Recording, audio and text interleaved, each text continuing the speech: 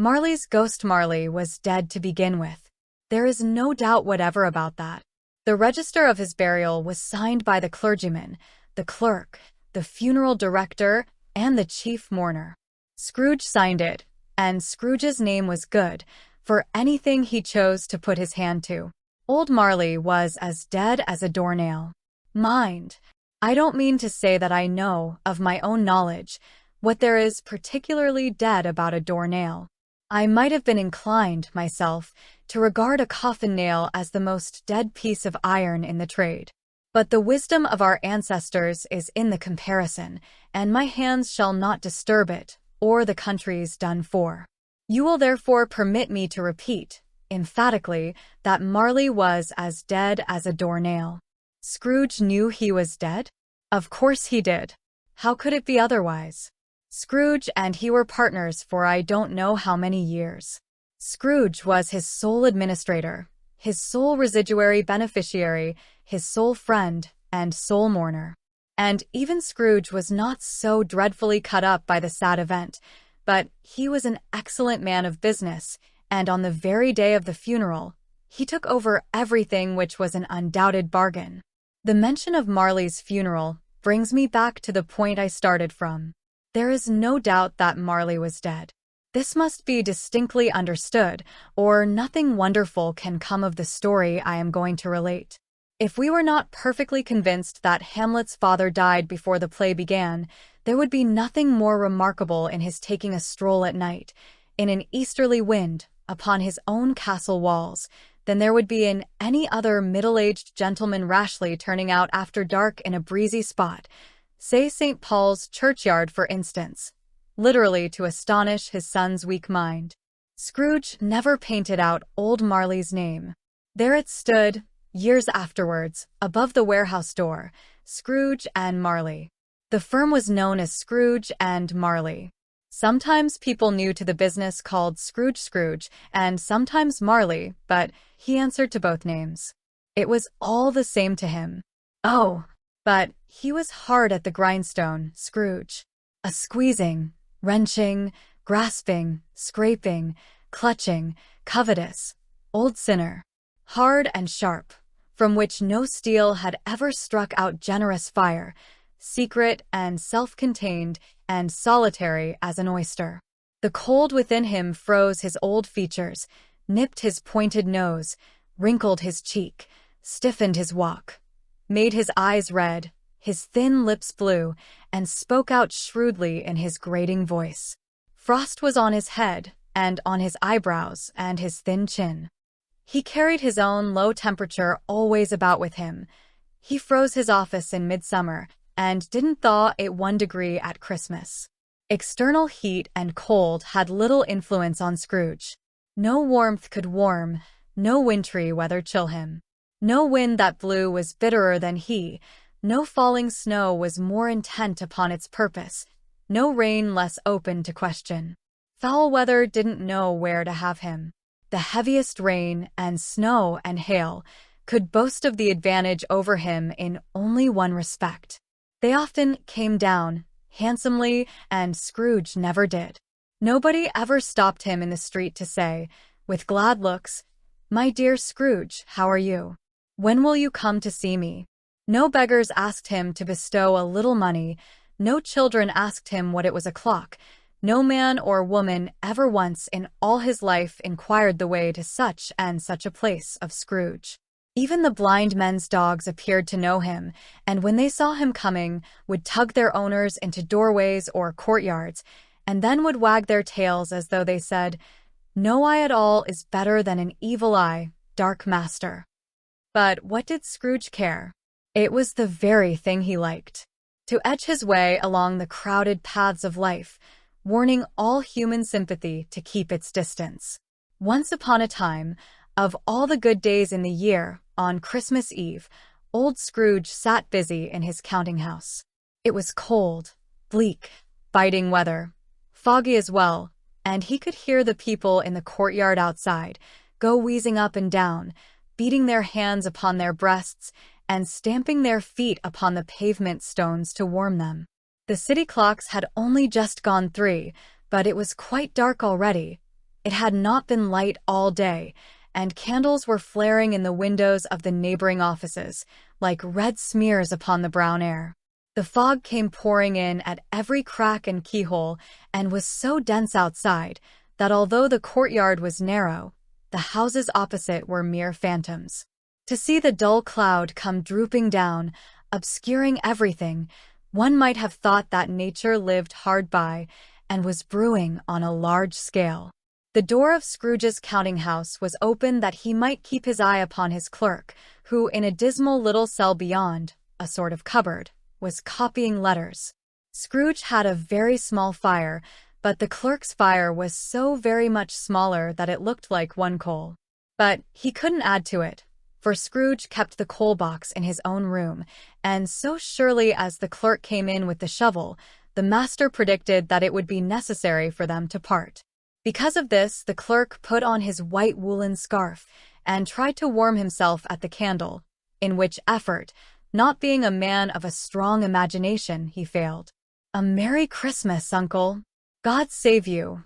cried a cheerful voice. It was the voice of Scrooge's nephew, who came upon him so quickly that this was the first intimation he had of his approach. "Bah!" said Scrooge. "Humbug!" He had so heated himself with rapid walking in the fog and frost, this nephew of Scrooge's, that he was all in a glow. His face was ruddy and handsome, his eyes sparkled, and his breath smoked again. "Christmas a humbug, Uncle," said Scrooge's nephew. "You don't mean that, I am sure?" "I do," said Scrooge. "Merry Christmas. What right have you to be merry? What reason have you to be merry? You're poor enough." "Come, then," returned the nephew gaily. "What right have you to be dismal? What reason have you to be sad? You're rich enough." Scrooge, having no better answer ready on the spur of the moment, said, "Bah!" again, and followed it up with humbug. "Don't be cross, Uncle," said the nephew.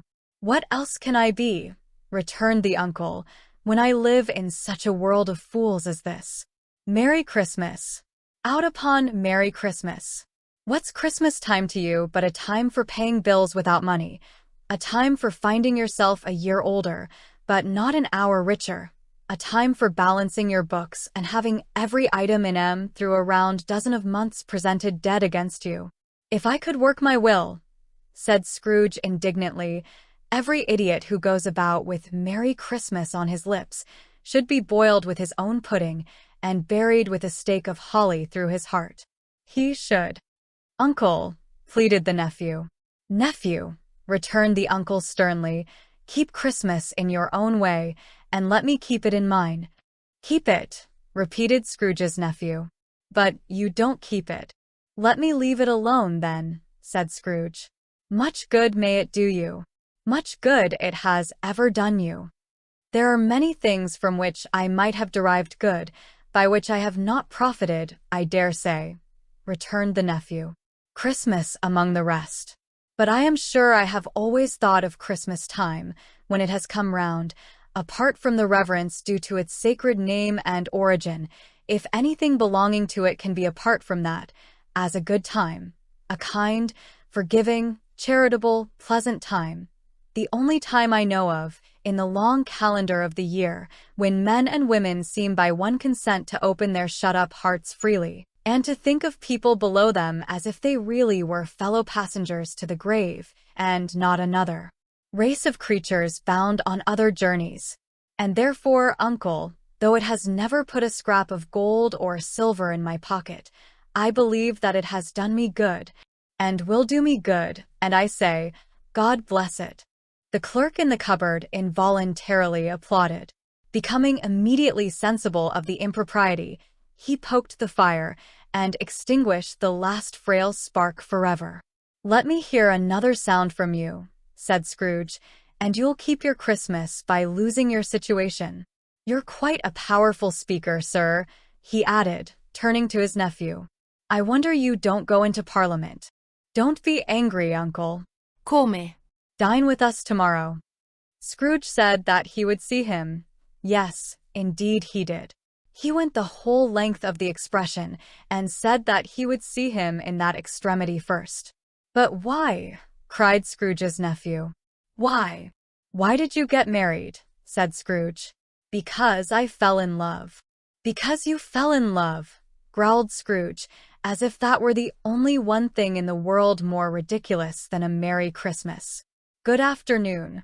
"No, Uncle, but you never came to see me before that happened. Why give it as a reason for not coming now?" "Good afternoon," said Scrooge. "I want nothing from you. I ask nothing of you. Why cannot we be friends?" "Good afternoon," said Scrooge. "I am sorry with all my heart to find you so resolute. We have never had any quarrel to which I have been a party, but I have made the trial in homage to Christmas, and I'll keep my Christmas humor to the last. So, a Merry Christmas, Uncle." "Good afternoon," said Scrooge. "And a Happy New Year." "Good afternoon," said Scrooge. His nephew left the room without an angry word, notwithstanding. He stopped at the outer door to bestow the greetings of the season on the clerk, who, cold as he was warmer than Scrooge, for he returned them pleasantly. "There's another fellow," muttered Scrooge, who overheard him. "My clerk, with 15 shillings a week, and a wife and family, talking about a Merry Christmas. I'll retire to Bedlam." This madman, in letting Scrooge's nephew out, had let 2 other people in. They were well-fed gentlemen, pleasant to behold, and now stood, with their hats off, in Scrooge's office.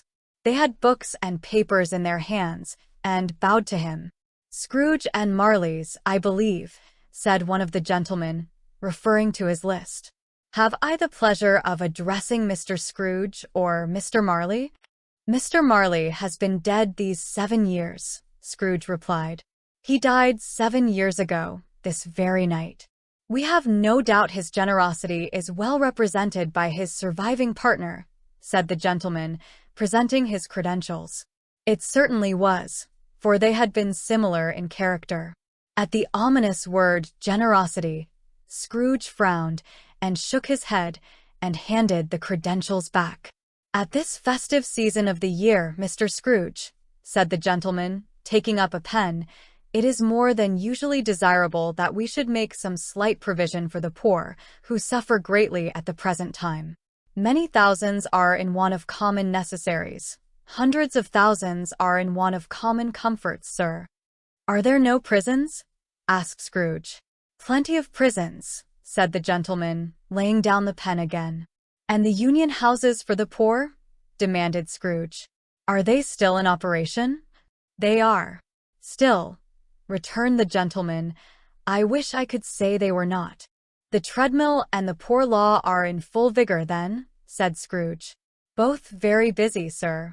"Oh, I was afraid, from what you said at first, that something had occurred to stop them in their useful course," said Scrooge. "I'm very glad to hear it. Under the impression that they scarcely furnish Christian cheer of mind or body to the multitude," returned the gentleman, "a few of us are endeavoring to raise a fund to buy the poor some meat and drink and means of warmth. We choose this time because it is a time of all others when want is keenly felt and abundance rejoices. What shall I put you down for?" "Nothing," Scrooge replied. "You wish to be anonymous?"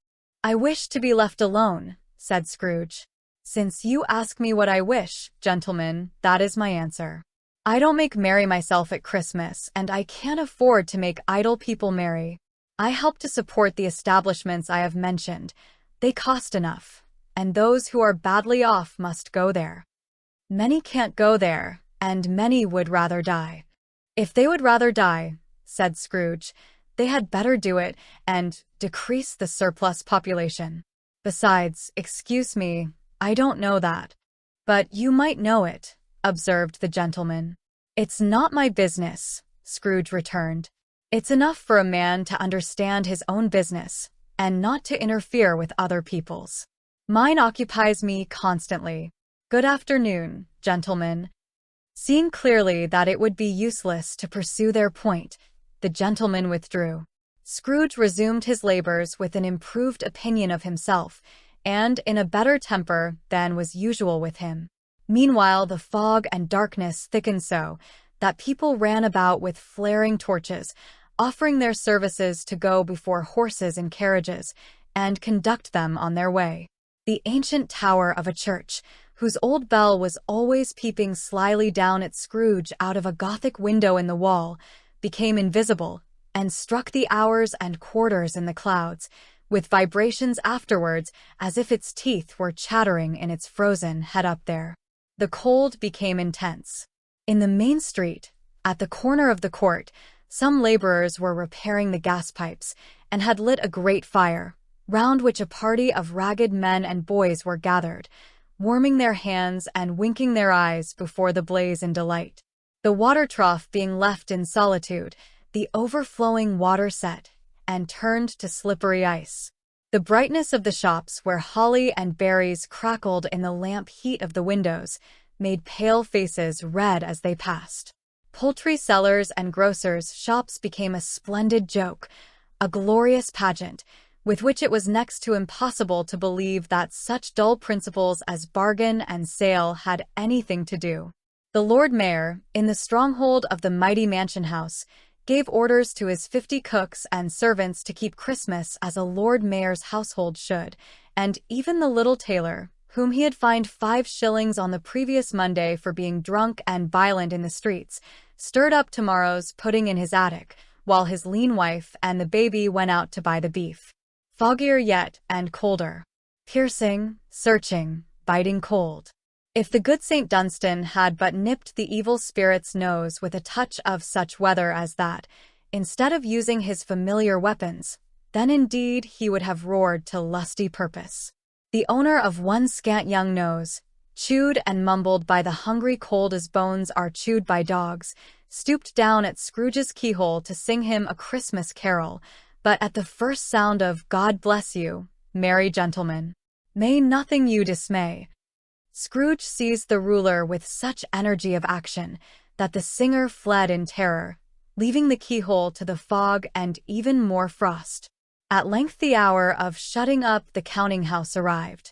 With an ill will Scrooge got down from his stool and tacitly admitted the fact to the expectant clerk in the cupboard, who instantly put his candle out and put on his hat. "You'll want all day tomorrow, I suppose?" said Scrooge. "If quite convenient, sir." "It's not convenient," said Scrooge, "and it's not fair. If I was to stop half-a-crown for it, you'd think yourself ill-used, I'll be bound." The clerk smiled faintly. "And yet," said Scrooge, "you don't think me ill-used when I pay a day's wages for no work." The clerk observed that it was only once a year.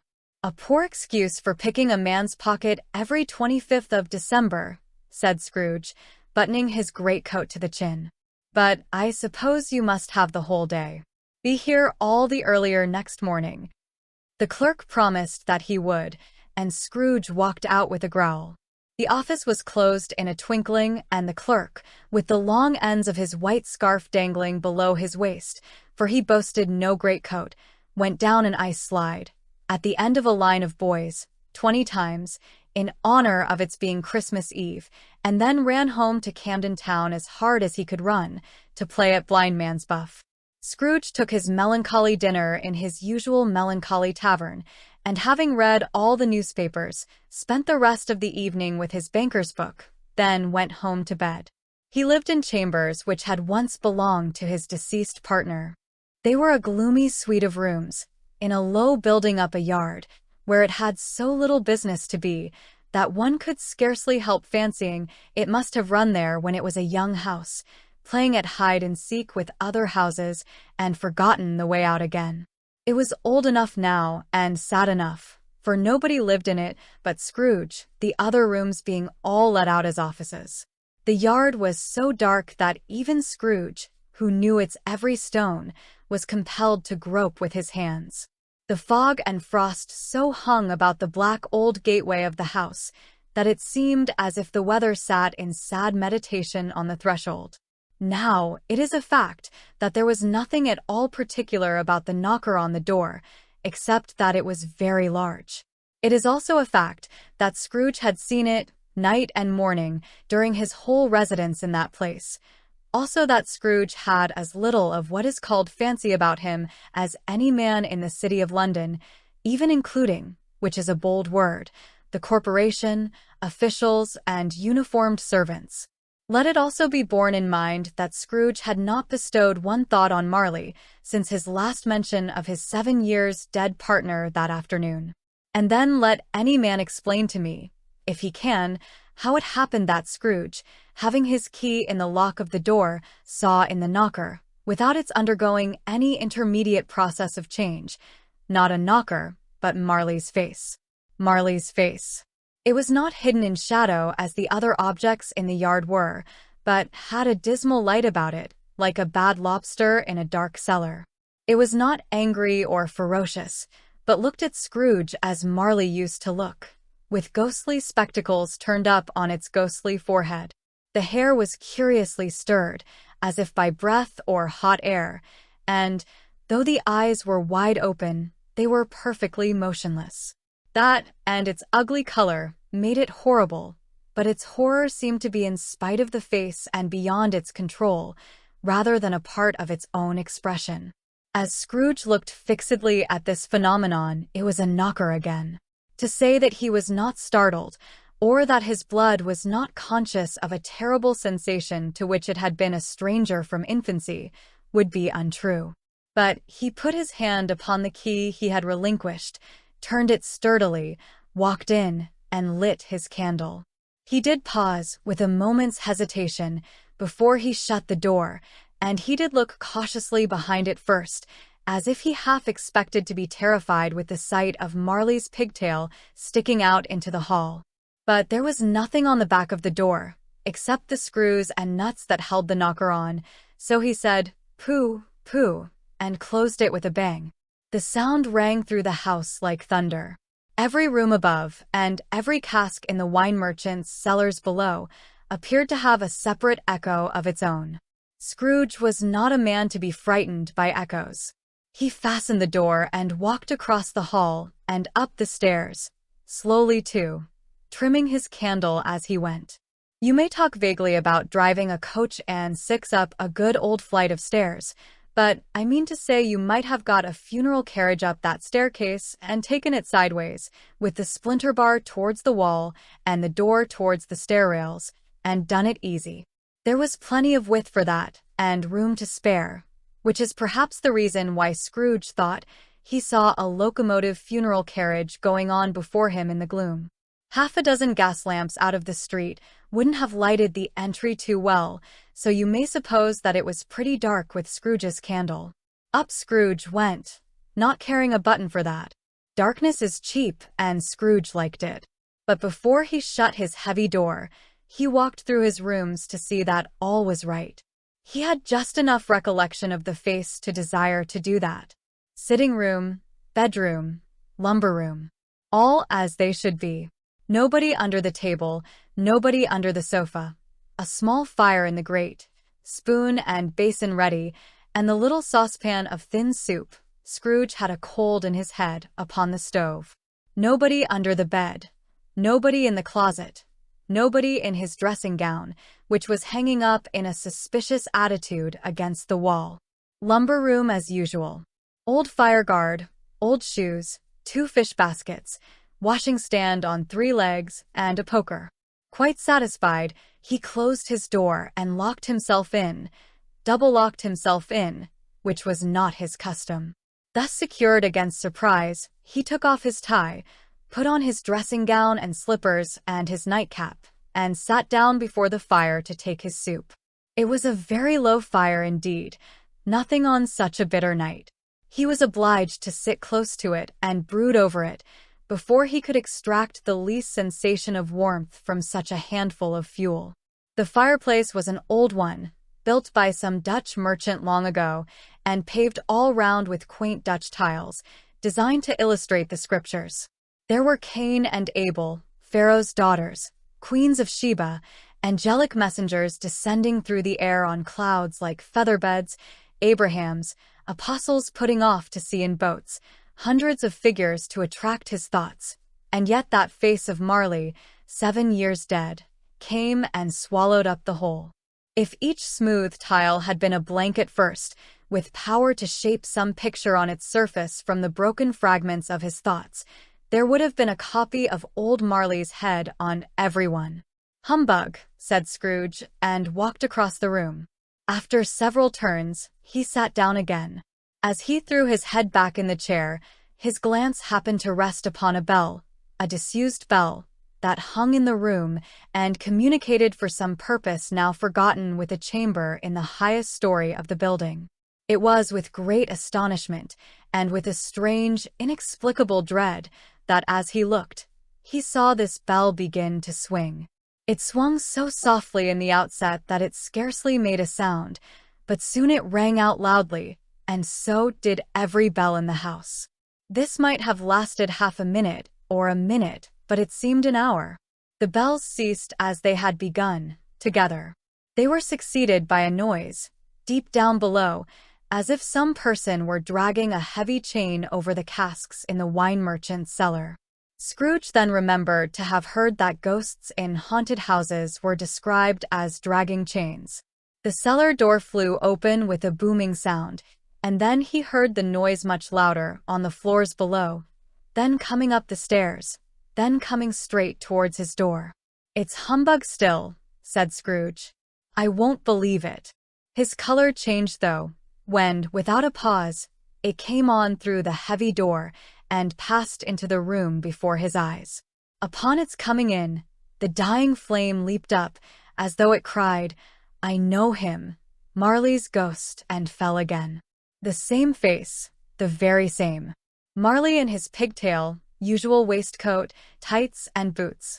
The chain he drew was clasped about his middle. It was long and wound about him like a tail, and it was made, for Scrooge observed it closely, of cash boxes, keys, locks, ledgers, deeds, and heavy purses wrought in steel. His body was transparent, so that Scrooge, observing him and looking through his waistcoat, could see the 2 buttons on his coat behind. Scrooge had often heard it said that Marley had no bowels, but he had never believed it until now. No, nor did he believe it even now. Though he looked the phantom through and through, and saw it standing before him, though he felt the chilling influence of its death-cold eyes, and marked the very texture of the folded scarf bound about its head and chin, which wrapper he had not observed before, he was still unbelieving and fought against his senses. "How now?" said Scrooge, mocking and cold as ever. "What do you want with me?" "Much." Marley's voice, no doubt about it. "Who are you?" "Ask me who I was." "Who were you then?" said Scrooge, raising his voice. "You're particular, for a shade." He was going to say, "to a shade," but substituted this, as more appropriate. "In life I was your partner, Jacob Marley." Can you sit down?" asked Scrooge, looking doubtfully at him. "I can." "Do it, then." Scrooge asked the question because he didn't know whether a ghost so transparent might find himself in a condition to take a chair, and felt that in the event of its being impossible, it might involve the necessity of an embarrassing explanation. But the ghost sat down on the opposite side of the fireplace, as if he were quite used to it. "You don't believe in me," observed the ghost. "I don't," said Scrooge. "What evidence would you have of my reality beyond that of your senses?" "I don't know," said Scrooge. "Why do you doubt your senses?" "Because," said Scrooge, "a little thing affects them. A slight disorder of the stomach makes them cheats. You may be an undigested bit of beef, a blot of mustard, a crumb of cheese, a fragment of an underdone potato. There's more of gravy than of grave about you, whatever you are." Scrooge was not much in the habit of cracking jokes, nor did he feel, in his heart, by any means humorous then. The truth is that he tried to be smart, as a means of distracting his own attention and keeping down his terror, for the spectre's voice disturbed the very marrow in his bones. To sit, staring at those fixed glazed eyes, in silence for a moment, would be, Scrooge felt, the very uncomfortable with him. There was something very awful, too, in the specters being provided with a hellish atmosphere of its own. Scrooge could not feel it himself, but this was clearly the case, for though the ghost sat perfectly motionless, its hair and skirts were still agitated as by the hot vapor from an oven. "You see this toothpick?" said Scrooge, returning quickly to the charge, for the reason just assigned, and wishing, though it were only for a second, to divert the vision's stony gaze from himself. "I do," replied the ghost. "You are not looking at it," said Scrooge. "But I see it," said the ghost, notwithstanding. "Well," returned Scrooge, "I have but to swallow this, and be for the rest of my days persecuted by a legion of small ugly creatures, all of my own creation. Humbug, I tell you. Humbug." At this the spirit raised a frightful cry, and shook its chain with such a dismal and appalling noise that Scrooge held on tight to his chair, to save himself from falling in a faint. But how much greater was his horror, when the phantom, taking off the bandage round its head, as if it were too warm to wear indoors, its lower jaw dropped down upon its breast.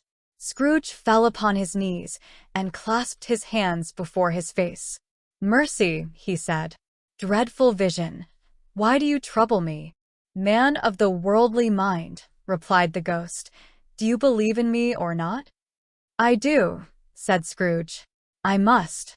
But why do spirits walk the earth, and why do they come to me?" "It is required of every man," the ghost returned, "that the spirit within him should walk abroad among his fellow men, and travel far and wide, and if that spirit goes not forth in life, it is condemned to do so after death. It is doomed to wander through the world, oh, woe is me, and witness what it cannot share, but might have shared on earth, and turn to happiness." Again the spectre raised a cry, and shook its chain and wrung its shadowy hands. "You are in chains," said Scrooge, trembling. "Tell me why." "I wear the chain I forged in life," replied the ghost. "I made it link by link and yard by yard. I put it on of my own free will, and of my own free will I wear it. Is its pattern strange to you?" Scrooge trembled more and more. "Or would you know," pursued the ghost, "the weight and length of the strong coil you bear yourself? It was full as heavy and as long as this, 7 Christmas Eves ago. You have labored on it since. It is a hefty chain." Scrooge glanced about him on the floor, in the expectation of finding himself surrounded by some 50 or 60 fathoms of iron cable, but he could see nothing. "Jacob," he said. "Old Jacob Marley, tell me more. Speak comfort to me, Jacob." "I have none to give," the ghost replied. "It comes from other regions, Ebenezer Scrooge, and is conveyed by other ministers, to other kinds of men. Nor can I tell you what I would. A very little more is all permitted to me. I cannot rest, I cannot stay, I cannot linger anywhere. My spirit never walked beyond our counting-house. Mark me. In life my spirit never roved beyond the narrow limits of our money-changing hole, and weary journeys lie before me." It was a habit with Scrooge, whenever he became thoughtful, to put his hands in his trouser pockets. Pondering on what the ghost had said, he did so now, but without lifting up his eyes, or getting off his knees. "You must have been very slow about it, Jacob," Scrooge observed, in a businesslike manner, though with humility and deference. "Slow," the ghost repeated. 7 years dead," mused Scrooge. "And traveling all the time." "The whole time," said the ghost. "No rest, no peace. Unending torture of remorse." "You travel fast?" said Scrooge. "On the wings of the wind," replied the ghost. "You might have got over a great quantity of ground in 7 years," said Scrooge. The ghost, on hearing this, set up another cry and rattled its chain hideously in the dead silence of the night. "Oh, captive, bound, and double-ironed," cried the phantom, "not to know that ages of endless labor by immortal creatures, for this earth must pass into eternity before the good of which it is susceptible is all developed. Not to know that any Christian spirit working kindly in its little sphere whatever it may be, will find its mortal life too short for its vast means of usefulness. Not to know that no space of regret can make amends for one life's opportunity misused. Yet such was I. Oh, such was I. But you were always a good man of business, Jacob, faltered Scrooge, who now began to apply this to himself. Business, cried the ghost, wringing its hands again. Mankind was my business. The common welfare was my business. Charity, mercy, and benevolence were all my business. The dealings of my trade were but a drop of water in the comprehensive ocean of my business. It held up its chain at arm's length, as if that were the cause of all its unavailing grief, and flung it heavily upon the ground again. At this time of the rolling year, the spectre said, I suffer most. Why did I walk through crowds of fellow beings with my eyes turned down, and never raise them to that blessed star which led the wise men to a poor home? Were there no poor homes to which its light would have conducted me? Scrooge was very much dismayed to hear the spectre going on at this rate, and began to quake exceedingly. Hear me, cried the ghost. My time is nearly gone. I will, said Scrooge. But don't be hard upon me. Don't be flowery, Jacob. Pray. How it is that I appear before you in a shape that you can see, I may not tell. I have sat invisible beside you many and many a day. It was not an agreeable idea. Scrooge shivered, and wiped the sweat from his brow. That is no light part of my self-punishment, pursued the ghost. I am here tonight to warn you that you have yet a chance and hope of escaping my fate, a chance and hope of my procuring Ebenezer. You were always a good friend to me, said Scrooge. Thank ye. You will be haunted, resumed the ghost, by 3 spirits. Scrooge's face fell almost as low as the ghost's had done. Is that the chance and hope you mentioned, Jacob? He demanded in a faltering voice. It is. I think I'd rather not, said Scrooge. Without their visits, said the ghost, you cannot hope to shun the path I tread. Expect the first tomorrow, when the bell tolls 1. Couldn't I take all at once, and have it over, Jacob? Hinted Scrooge. Expect the second on the next night at the same hour. The third upon the next night when the last stroke of 12 has ceased to vibrate. Look to see me no more, and look that, for your own sake, you remember what has passed between us. When it had said these words, the spectre took its wrapper from the table and bound it round its head, as before.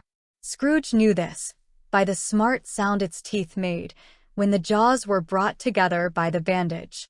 He ventured to raise his eyes again, and found his supernatural visitor confronting him in an erect attitude, with its chain wound over and about its arm. The ghost walked backward from him, and at every step it took, the window raised itself a little, so that when the spectre reached it, it was wide open. It beckoned Scrooge to approach, which he did. When they were within 2 paces of each other, Marley's ghost held up its hand, warning him to come no nearer. Scrooge stopped, not so much in obedience as in surprise and fear, for on the raising of the hand, he became aware of confused noises in the air, incoherent sounds of lamentation and regret, wailing, sorrowful, and self-accusation. The spectre, after listening for a moment, joined in the sad sound, and floated out upon the bleak, dark night. Scrooge followed to the window, desperate in his curiosity. He looked out. The air was filled with phantoms, wandering about in restless haste, and moaning as they went. Every one of them wore chains like Marley's ghost. Some few, they might be guilty governments, were linked together. None were free. Many had been personally known to Scrooge in their lives. He had been quite familiar with one old ghost, in a white waistcoat, with a monstrous iron safe attached to its ankle, who cried helplessly at being unable to assist a wretched woman with an infant, whom it saw below, upon a doorstep. The misery with them all was, clearly, that they sought to interfere, for good, in human matters, and had lost the power forever. Whether these creatures faded into mist or mist surrounded them, he could not tell. But they and their spirit voices faded together, and the night became as it had been when he walked home. Scrooge closed the window and examined the door by which the ghost had entered. It was double-locked, as he had locked it with his own hands, and the bolts were undisturbed. He tried to say "humbug," but stopped at the first syllable, and being, from the emotion he had undergone, or the fatigues of the day, or his glimpse of the invisible world, or the dull conversation of the ghost, or the lateness of the hour, much in need of rest, went straight to bed, without undressing, and fell asleep upon the instant. The first of the three spirits when Scrooge awoke, it was so dark that looking out of bed, he could scarcely distinguish the transparent window from the opaque walls of his chamber. He was endeavoring to pierce the darkness with his ferret eyes when the chimes of a neighboring church struck the 4 quarters. So he listened for the hour. To his great astonishment, the heavy bell went on from 6 to 7, and from 7 to 8, and regularly up to 12, then stopped. 12. It was past 2 when he went to bed. The clock was wrong. A piece of ice must have got into the works. 12. He touched the spring of his timepiece to correct this most outrageous clock. Its rapid little pulse beat 12, and stopped. "Why, it isn't possible," said Scrooge, "that I can have slept through a whole day and far into another night. It isn't possible that anything has happened to the sun, and this is 12 at noon." The idea being an alarming one, he scrambled out of bed and groped his way to the window. He was obliged to rub the frost off with the sleeve of his dressing gown before he could see anything, and could see very little then. All he could make out was that it was still very foggy and extremely cold, and that there was no noise of people running to and fro, and making a great stir, as there unquestionably would have been if night had beaten off bright day, and taken possession of the world. Scrooge went to bed again, and thought it over and over and over, and could make nothing of it. The more he thought, the more perplexed he was, and the more he endeavored not to think, the more he thought. Marley's ghost bothered him exceedingly. Every time he resolved within himself, after mature inquiry, that it was all a dream, his mind flew back again, like a strong spring released, to its first position, and presented the same problem to be worked all through. Was it a dream or not? Scrooge lay in this state until the chime had gone 3 quarters more, when he remembered, on a sudden, that the ghost had warned him of a visitation when the bell rang 1. He resolved to lie awake until the hour was past, and, considering that he could no more go to sleep than go to heaven, this was perhaps the wisest resolution in his power. The quarter was so long that he was more than once convinced he must have sunk into a doze unconsciously, and missed the clock. At length it broke upon his listening ear. Ding dong.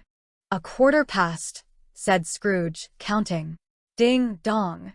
"Half past," said Scrooge. Ding dong. "A quarter to it," said Scrooge. Ding dong. "The hour itself," said Scrooge triumphantly, "and nothing else." He spoke before the hour bell sounded, which it now did with a deep, dull, hollow, melancholy one. Light flashed up in the room upon the instant, and the curtains of his bed were drawn. The curtains of his bed were drawn aside, I tell you, by a hand. Not the curtains at his feet, nor the curtains at his back, but those to which his face was addressed. The curtains of his bed were drawn aside, and Scrooge, starting up into a half-sitting attitude, found himself face to face with the unearthly visitor who drew them. It was a strange figure, like a child, yet not so like a child as like an old man, viewed through some supernatural medium, which gave him the appearance of having receded from the view, and being diminished to a child's proportions. Its hair, which hung about its neck and down its back, was white as if with age, and yet the face had not a wrinkle in it, and the most tender bloom was on the skin. The arms were very long and muscular, the hands the same, as if its hold were of uncommon strength. Its legs and feet, most delicately formed, were, like those upper members, bare. It wore a gown of the purest white, and round its waist was bound a shiny belt, which was beautiful. It held a branch of fresh green holly in its hand, and, in singular contradiction of that wintry emblem, had its dress trimmed with summer flowers. But the strangest thing about it was that from the crown of its head there sprung a bright, clear jet of light, by which all this was visible, and which was doubtless the occasion of its using, in its duller moments, a great extinguisher for a cap, which it now held under its arm. Even this, though, when Scrooge looked at it with increasing steadiness, was not its strangest quality. For as its belt sparkled and glittered now in one part and now in another, and what was light one instant, at another time was dark, so the figure itself fluctuated in its distinctness, being now a thing with one arm, now with one leg, now with 20 legs, now a pair of legs without a head, now a head without a body, of which dissolving parts, no outline would be visible in the dense gloom where they melted away. And in the very wonder of this, it would be itself again, distinct and clear as ever. "Are you the spirit, sir, whose coming I was told about?"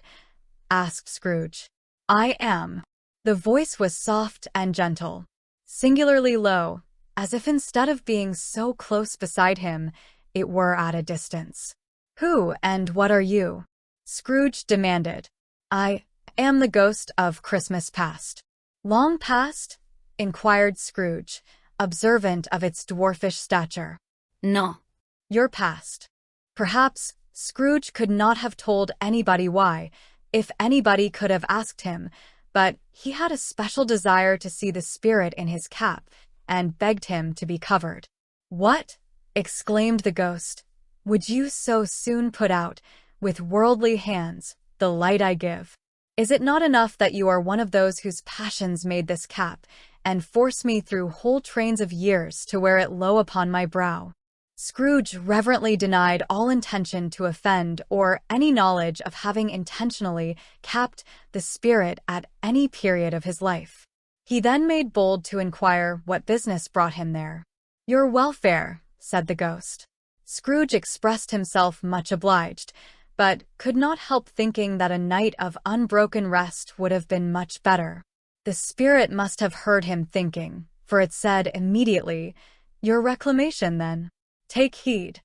It put out its strong hand as it spoke, and clasped him gently by the arm. "Rise, and walk with me." It would have been in vain for Scrooge to plead that the weather and the hour were not adapted to pedestrian purposes, that bed was warm and the temperature a long way below freezing, that he was clad but lightly in his slippers, dressing gown, and nightcap, and that he had a cold upon him at that time. The grasp, though gentle as a woman's hand, was not to be resisted. He rose, but finding that the spirit made towards the window, clasped his robe. "I am a mortal," Scrooge pleaded, "and liable to fall." "Bear but a touch of my hand there," said the spirit, laying it upon his heart, "and you shall be upheld in more than this." As the words were spoken, they passed through the wall and stood upon an open country road, with fields on either side. The city had entirely vanished. Not a trace of it was to be seen. The darkness and the mist had vanished with it, for it was a clear, cold, winter day, with snow upon the ground. "Good heaven!" said Scrooge, clasping his hands together as he looked about him. "I was bred in this place. I was a boy here." The spirit gazed upon him mildly. Its gentle touch, though it had been light and instantaneous, appeared still present to the old man's sense of feeling. He was conscious of 1,000 odors floating in the air, each one connected with 1,000 thoughts, and hopes, and joys, and cares long, long forgotten. "Your lip is trembling," said the ghost. "And what is that upon your cheek?" Scrooge muttered, with an unusual catch in his voice, that it was a spot, and begged the ghost to lead him where he would. "You recollect the way?" inquired the spirit. "Remember it!" cried Scrooge with enthusiasm. "I could walk it with my eyes covered." "Strange to have forgotten it for so many years," observed the ghost. "Let us go on." They walked along the road, Scrooge recognizing every gate and post and tree, until a little market town appeared in the distance, with its bridge, its church, and winding river. Some ponies now were seen trotting towards them with boys upon their backs, who called to other boys in country gigs and carts, driven by farmers. All these boys were in great spirits and shouted to each other, until the broad fields were so full of merry music that the crisp air laughed to hear it. "These are but shadows of the things that have been," said the ghost. "They have no consciousness of us." The laughing travelers came on, and as they came, Scrooge knew and named them everyone. Why was he rejoiced beyond all bounds to see them? Why did his cold eye glisten, and his heart leap up as they went past? Why was he filled with gladness when he heard them give each other Merry Christmas as they parted at crossroads and byways for their several homes? What was Merry Christmas to Scrooge? Out upon Merry Christmas. What good had it ever done to him? "The school is not quite deserted," said the ghost. "A solitary child, neglected by his friends, is left there still." Scrooge said he knew it. And he sobbed. They left the high road, by a well-remembered lane, and soon approached a mansion of dull red brick, with a little weathercock on a tower, which had a bell hanging in it. It was a large house, but one of broken fortunes, for the spacious offices were little used, their walls were damp and mossy, their windows broken, and their gates decayed. Hens clucked and strutted in the stables, and the coach-houses and sheds were overrun with grass. Nor was it more retentive of its ancient state within, for entering the gloomy hall and glancing through the open doors of many rooms, they found them poorly furnished, cold, and vast. There was an earthy smell in the air, a chilly bareness in the place, which associated itself somehow with too much getting up by candlelight and not too much to eat. They went, the ghost and Scrooge, across the hall to a door at the back of the house. It opened before them and disclosed a long, bare, melancholy room, made barer still by lines of plain wooden forms and desks. At one of these a lonely boy was reading near a feeble fire, and Scrooge sat down upon a form and wept to see his poor forgotten self as he used to be. Not a latent echo in the house, not a squeak from the mice behind the paneling, not a drip from the half-thawed water tap in the dull yard behind, not a sigh among the leafless branches of one drooping tree, not the idle swinging of an empty storehouse door, no, not a clicking in the fire, but fell upon the heart of Scrooge with a softening influence and gave a freer passage to his tears. The spirit touched him on the arm and pointed to his younger self, intent upon his reading. Suddenly a man in foreign garments, wonderfully real and distinct to look at, stood outside the window, with an axe stuck in his belt, and leading by the bridle an ass laden with wood. "Why, it's Ali Baba!" Scrooge exclaimed in ecstasy. "It's dear old honest Ali Baba. Yes, yes, I know. One Christmas time, when this solitary child was left here all alone, he did come, for the first time, just like that. Poor boy. And Valentine," said Scrooge, "and his wild brother, Orson, there they go. And what's his name, asleep, at the gate of Damascus. Don't you see him? And the Sultan's groom turned upside down by magic, there he is upon his head. Serve him right.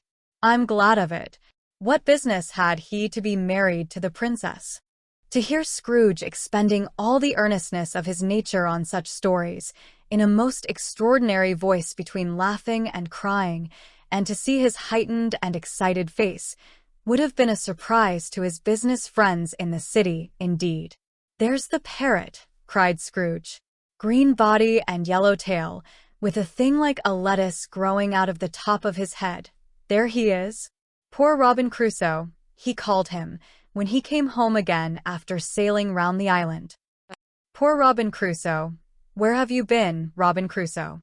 The man thought he was dreaming, but he wasn't. It was the parrot, you know. There goes Friday, running for his life to the little creek. Hello. Hope. Halloo. Then, with a rapidity of transition very foreign to his usual character, he said, in pity for his former self, "Poor boy," and cried again. "I wish," Scrooge muttered, putting his hand in his pocket and looking about him, after drying his eyes with his cuff. "But it's too late now." "What is the matter?" asked the spirit. "Nothing," said Scrooge. "Nothing. There was a boy singing a Christmas carol at my door last night. I should like to have given him something. That's all." The ghost smiled thoughtfully and waved its hand, saying as it did so, "Let us see another Christmas."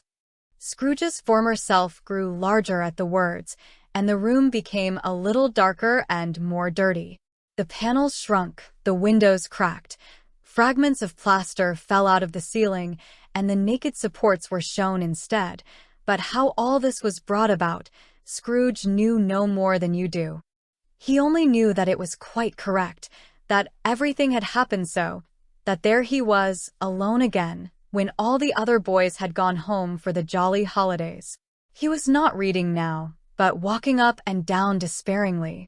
Scrooge looked at the ghost, and with a sad shaking of his head, glanced anxiously towards the door.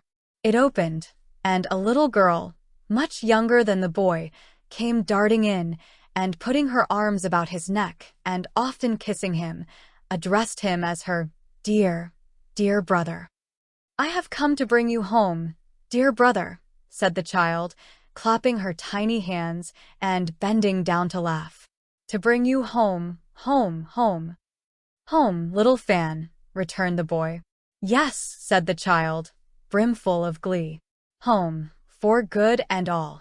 Home, forever and ever. Father is so much kinder than he used to be, that home's like heaven. He spoke so gently to me one dear night when I was going to bed, that I was not afraid to ask him once more if you might come home, and he said yes, you should, and sent me in a coach to bring you. And you're to be a man," said the child, opening her eyes, "and are never to come back here. But first, we're to be together all the Christmas long, and have the merriest time in all the world." "You are quite a woman, little fan," exclaimed the boy. She clapped her hands and laughed, and tried to touch his head, but being too little, laughed again, and stood on tiptoe to embrace him.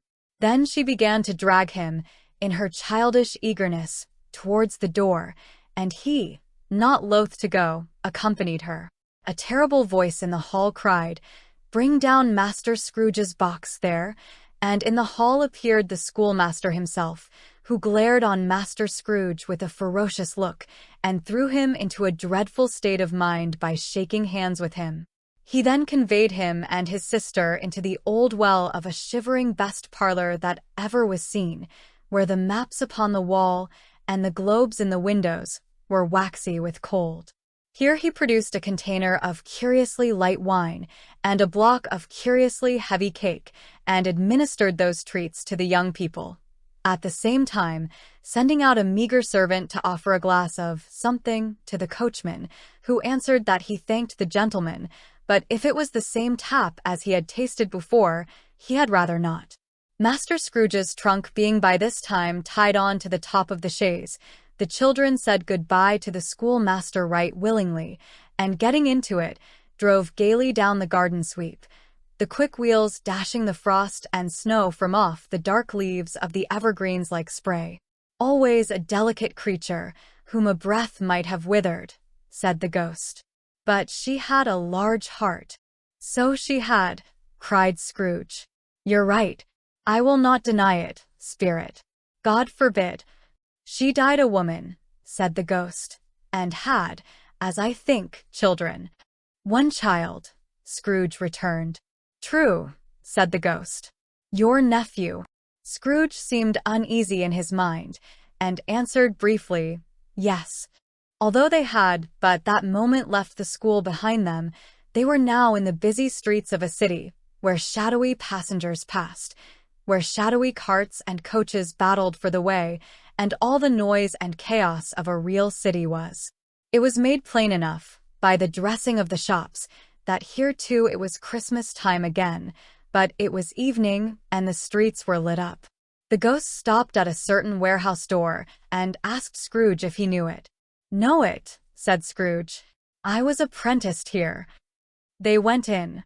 At the sight of an old gentleman in a Welsh wig, sitting behind such a high desk, that if he had been 2 inches taller, he must have knocked his head against the ceiling, Scrooge cried in great excitement, "Why, it's old Fezziwig! Bless his heart, it's Fezziwig alive again!" Old Fezziwig laid down his pen and looked up at the clock, which pointed to the hour of 7. He rubbed his hands, adjusted his large waistcoat, laughed all over himself, from his shoes to his organ of benevolence, and called out in a comfortable, oily, rich, fat, joyful voice, "Yo-ho, there, Ebenezer, Dick." Scrooge's former self, now grown a young man, came briskly in, accompanied by his fellow apprentice. "Dick Wilkins, to be sure," said Scrooge to the ghost. "Bless me, yes. There he is. He was very much attached to me, was Dick. Poor Dick. Dear, dear." "Yo-ho, my boys," said Fezziwig. "No more work tonight. Christmas Eve, Dick. Christmas, Ebenezer. Let's have the shutters up," cried old Fezziwig, with a sharp clap of his hands, "before a man can say Jack Robinson." You wouldn't believe how those 2 fellows went at it. They charged into the street with the shutters. 1, 2, 3, had 'em up in their places. 4, 5, 6, barred 'em and pinned 'em. 7, 8, 9, and came back before you could have got to 12, panting like racehorses. "Hilly-ho!" cried old Fezziwig, skipping down from the high desk, with wonderful agility. "Clear away, my lads, and let's have lots of room here. Ilio, Dick. Chirrup, Ebenezer. Clear away." There was nothing they wouldn't have cleared away, or couldn't have cleared away, with old Fezziwig looking on. It was done in a minute. Everything movable was packed off, as if it were dismissed from public life forever. The floor was swept and watered, the lamps were trimmed, fuel was heaped upon the fire, and the warehouse was as snug and warm and dry and bright a ballroom as you would desire to see upon a winter's night. In came a fiddler with a music book, and went up to the lofty desk, and made an orchestra of it, and tuned like 50 stomachaches. In came Mrs. Fezziwig, one vast substantial smile. In came the 3 Miss Fezziwigs, beaming and lovable. In came the 6 young followers whose hearts they broke. In came all the young men and women employed in the business. In came the housemaid, with her cousin, the baker. In came the cook, with her brother's particular friend, the milkman. In came the boy from over the way, who was suspected of not having board enough from his master, trying to hide himself behind the girl from next door but one, who was proved to have had her ears pulled by her mistress. In they all came, one after another, some shyly, some boldly, some gracefully, some awkwardly, some pushing, some pulling. In they all came, anyhow and everyhow. Away they all went, 20 couple at once, hands half round and back again the other way, down the middle and up again, round and round in various stages of affectionate grouping, old top couple always turning up in the wrong place, new top couple starting off again as soon as they got there, all top couples at last, and not a bottom one to help them. When this result was brought about, old Fezziwig, clapping his hands to stop the dance, cried out, "Well done," and the fiddler plunged his hot face into a pot of porter, especially provided for that purpose. But scorning rest, upon his reappearance, he instantly began again, though there were no dancers yet, as if the other fiddler had been carried home, exhausted on a shutter, and he were a brand new man resolved to beat him out of sight or perish. There were more dances, and there were forfeits, and more dances, and there was cake, and there was spiced wine, and there was a great piece of cold roast, and there was a great piece of cold boiled, and there were mince pies and plenty of beer. But the great effect of the evening came after the feast, when the fiddler, a clever dog, mind, the sort of man who knew his business better than you or I could have told it him, struck up Sir Roger de Coverley. Then old Fezziwig stood out to dance with Mrs. Fezziwig. Top couple, too, with a good stiff piece of work cut out for them. 3 or 4 and 20 pair of partners, people who were not to be interfered with, people who would dance and had no notion of walking. But if they had been twice as many, for times, old Fezziwig would have been a match for them, and so would Mrs. Fezziwig. As to her, she was worthy to be his partner in every sense of the term. If that's not high praise, tell me higher and I'll use it. A positive light appeared to issue from Fezziwig's calves. They shone in every part of the dance like moons. You couldn't have predicted at any given time what would have become of them next. And when old Fezziwig and Mrs. Fezziwig had gone all through the dance, advance and retire, both hands to your partner, bow and curtsy, corkscrew, thread the needle and back again to your place, Fezziwig cut so deftly that he appeared to wink with his legs, and came upon his feet again without a stagger. When the clock struck 11, this domestic ball broke up. Mr. and Mrs. Fezziwig took their stations, one on either side of the door, and shaking hands with every person individually as he or she went out, wished him or her a Merry Christmas. When everybody had retired but the 2 apprentices, they did the same to them, and thus the cheerful voices died away, and the lads were left to their beds, which were under a counter in the back shop. During the whole of this time, Scrooge had acted like a man out of his wits. His heart and soul were in the scene, and with his former self. He remembered everything, enjoyed everything, and underwent the strangest agitation. It was not until now, when the bright faces of his former self and Dick were turned from them, that he remembered the ghost, and became conscious that it was looking full upon him, while the light upon its head burnt very clear. "A small matter," said the ghost, "to make these silly folks so full of gratitude." "Small," echoed Scrooge. The spirit signed to him to listen to the 2 apprentices, who were pouring out their hearts in praise of Fezziwig, and when he had done so, said, "Why, is it not? He has spent but a few pounds of your mortal money, 3 or 4 perhaps. Is that so much that he deserves this praise?" "It isn't that," said Scrooge, heated by the remark, and speaking unconsciously like his former, not his latter, self. "It isn't that, spirit. He has the power to render us happy or unhappy, to make our service light or heavy, a pleasure or a toil. Say that his power lies in words and looks, in things so slight and insignificant that it is impossible to add and count them up. What then?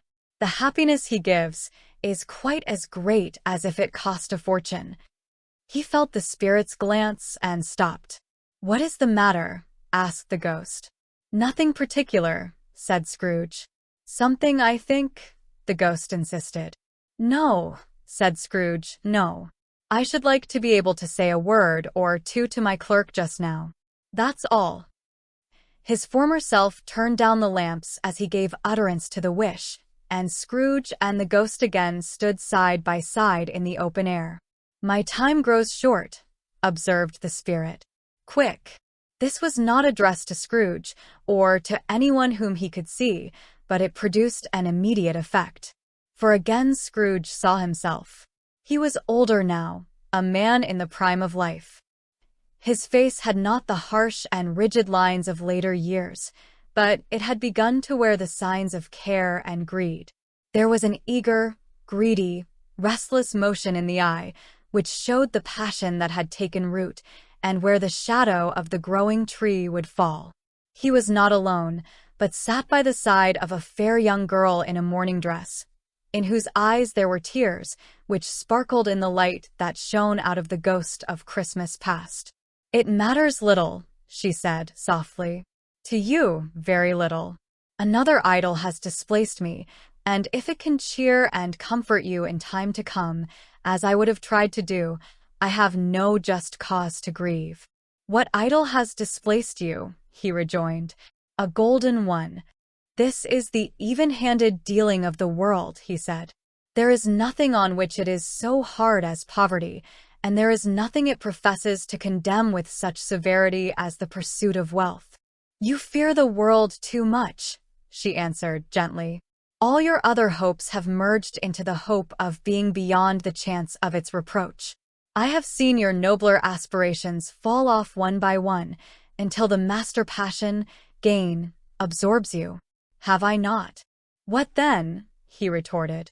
Even if I have grown so much wiser, what then? I am not changed towards you. She shook her head. Am I? Our contract is an old one. It was made when we were both poor and content to be so, until, in good season, we could improve our worldly fortune by our patient industry. You are changed. When it was made, you were another man. I was a boy, he said impatiently. Your own feeling tells you that you are not what you are, she returned. I am. That which promised happiness when we were one in heart is weighed down with misery now that we are two. How often and how keenly I have thought of this, I will not say. It is enough that I have thought of it and can release you. Have I ever sought release? In words? No. Never. In what then?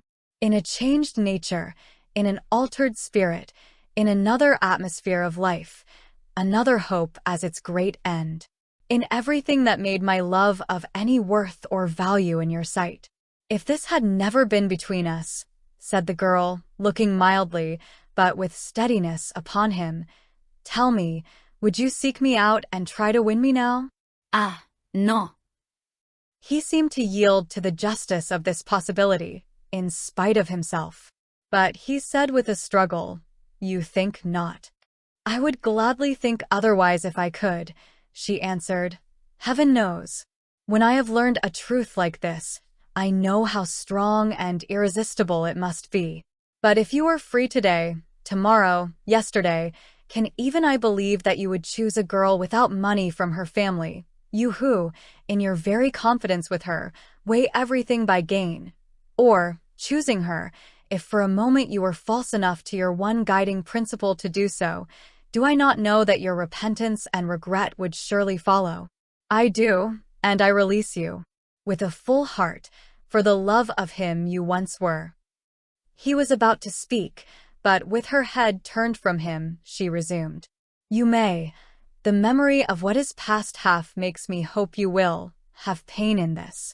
A very, very brief time, and you will dismiss the recollection of it, gladly, as an unprofitable dream, from which it happened well that you awoke. May you be happy in the life you have chosen. She left him, and they parted.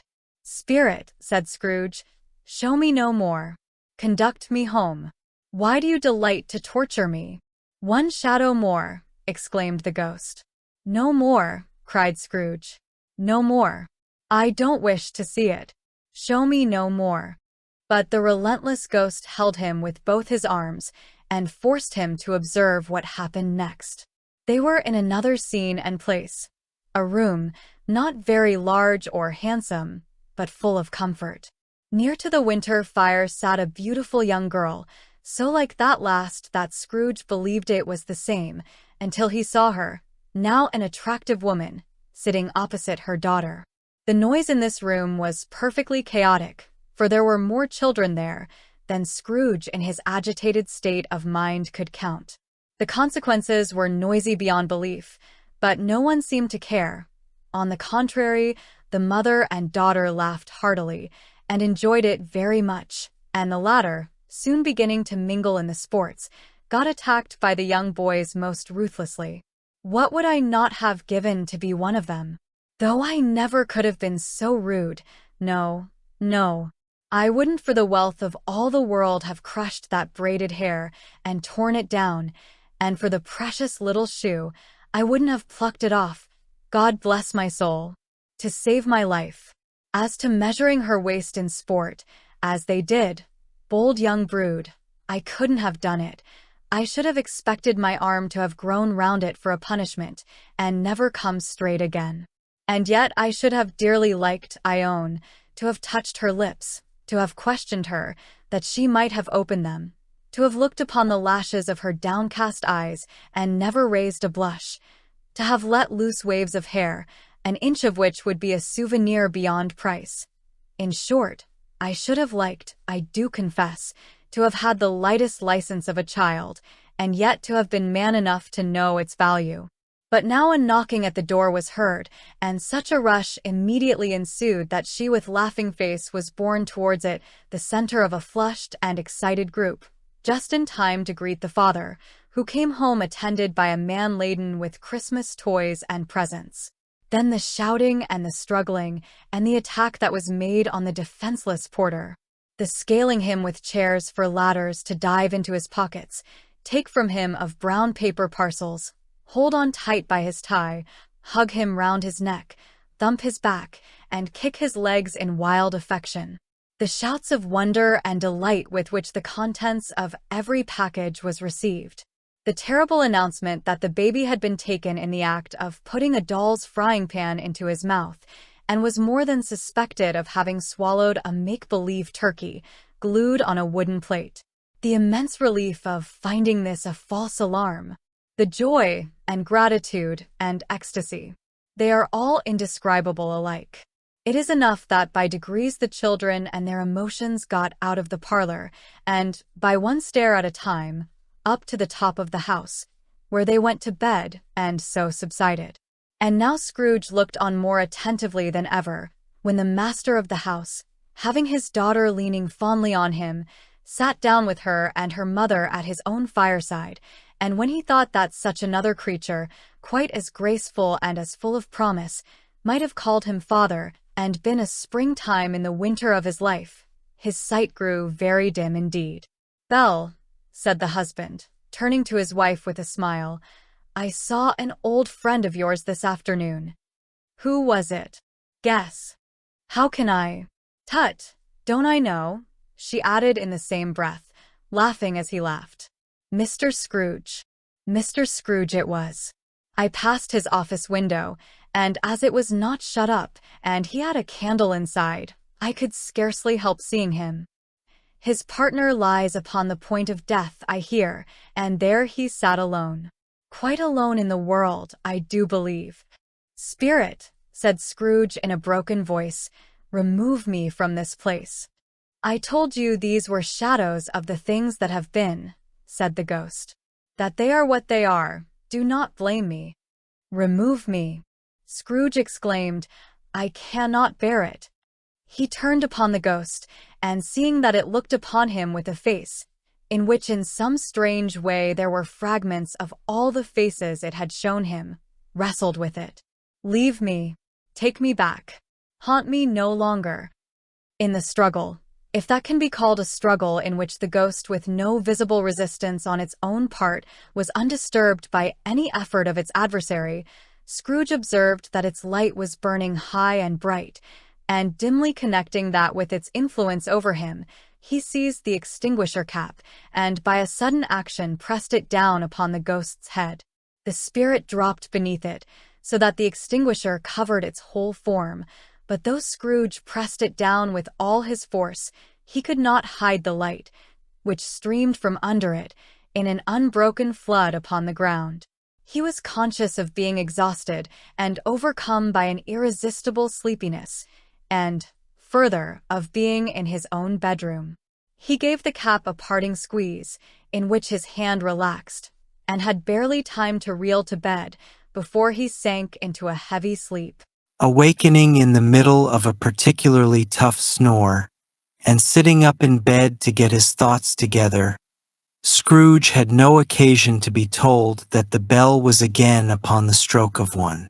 He felt that he was restored to consciousness just at the right time for the especial purpose of holding a conference with the second messenger dispatched to him through Jacob Marley's intervention. But finding that he turned uncomfortably cold when he began to wonder which of his curtains this new spectre would draw back, he put them every one aside with his own hands, and lying down again, established a sharp lookout all round the bed. For he wished to challenge the spirit on the moment of its appearance, and did not wish to be taken by surprise and made nervous. Gentlemen of the free and easy sort, who congratulate themselves on being acquainted with a move or two, and being usually equal to the time of day, express the wide range of their capacity for adventure by observing that they are good for anything from pitch and toss to manslaughter, between which opposite extremes, no doubt, there lies a tolerably wide and comprehensive range of subjects. Without venturing for Scrooge quite as heartily as this, I don't mind calling on you to believe that he was ready for a good broad field of strange appearances, and that nothing between a baby and elephant would have astonished him very much. Now, being prepared for almost anything, he was not by any means prepared for nothing, and consequently, when the bell struck one and no shape appeared, he was taken with a violent fit of trembling. 5 minutes, 10 minutes, a quarter of an hour went by, yet nothing came. All this time he lay upon his bed, the very core and center of a blaze of red light, which streamed upon it when the clock proclaimed the hour, and which, being only light, was more alarming than a dozen ghosts, as he was powerless to make out what it meant, or would be at, and was sometimes worried that he might be at that very moment an interesting case of spontaneous combustion without having the consolation of knowing it.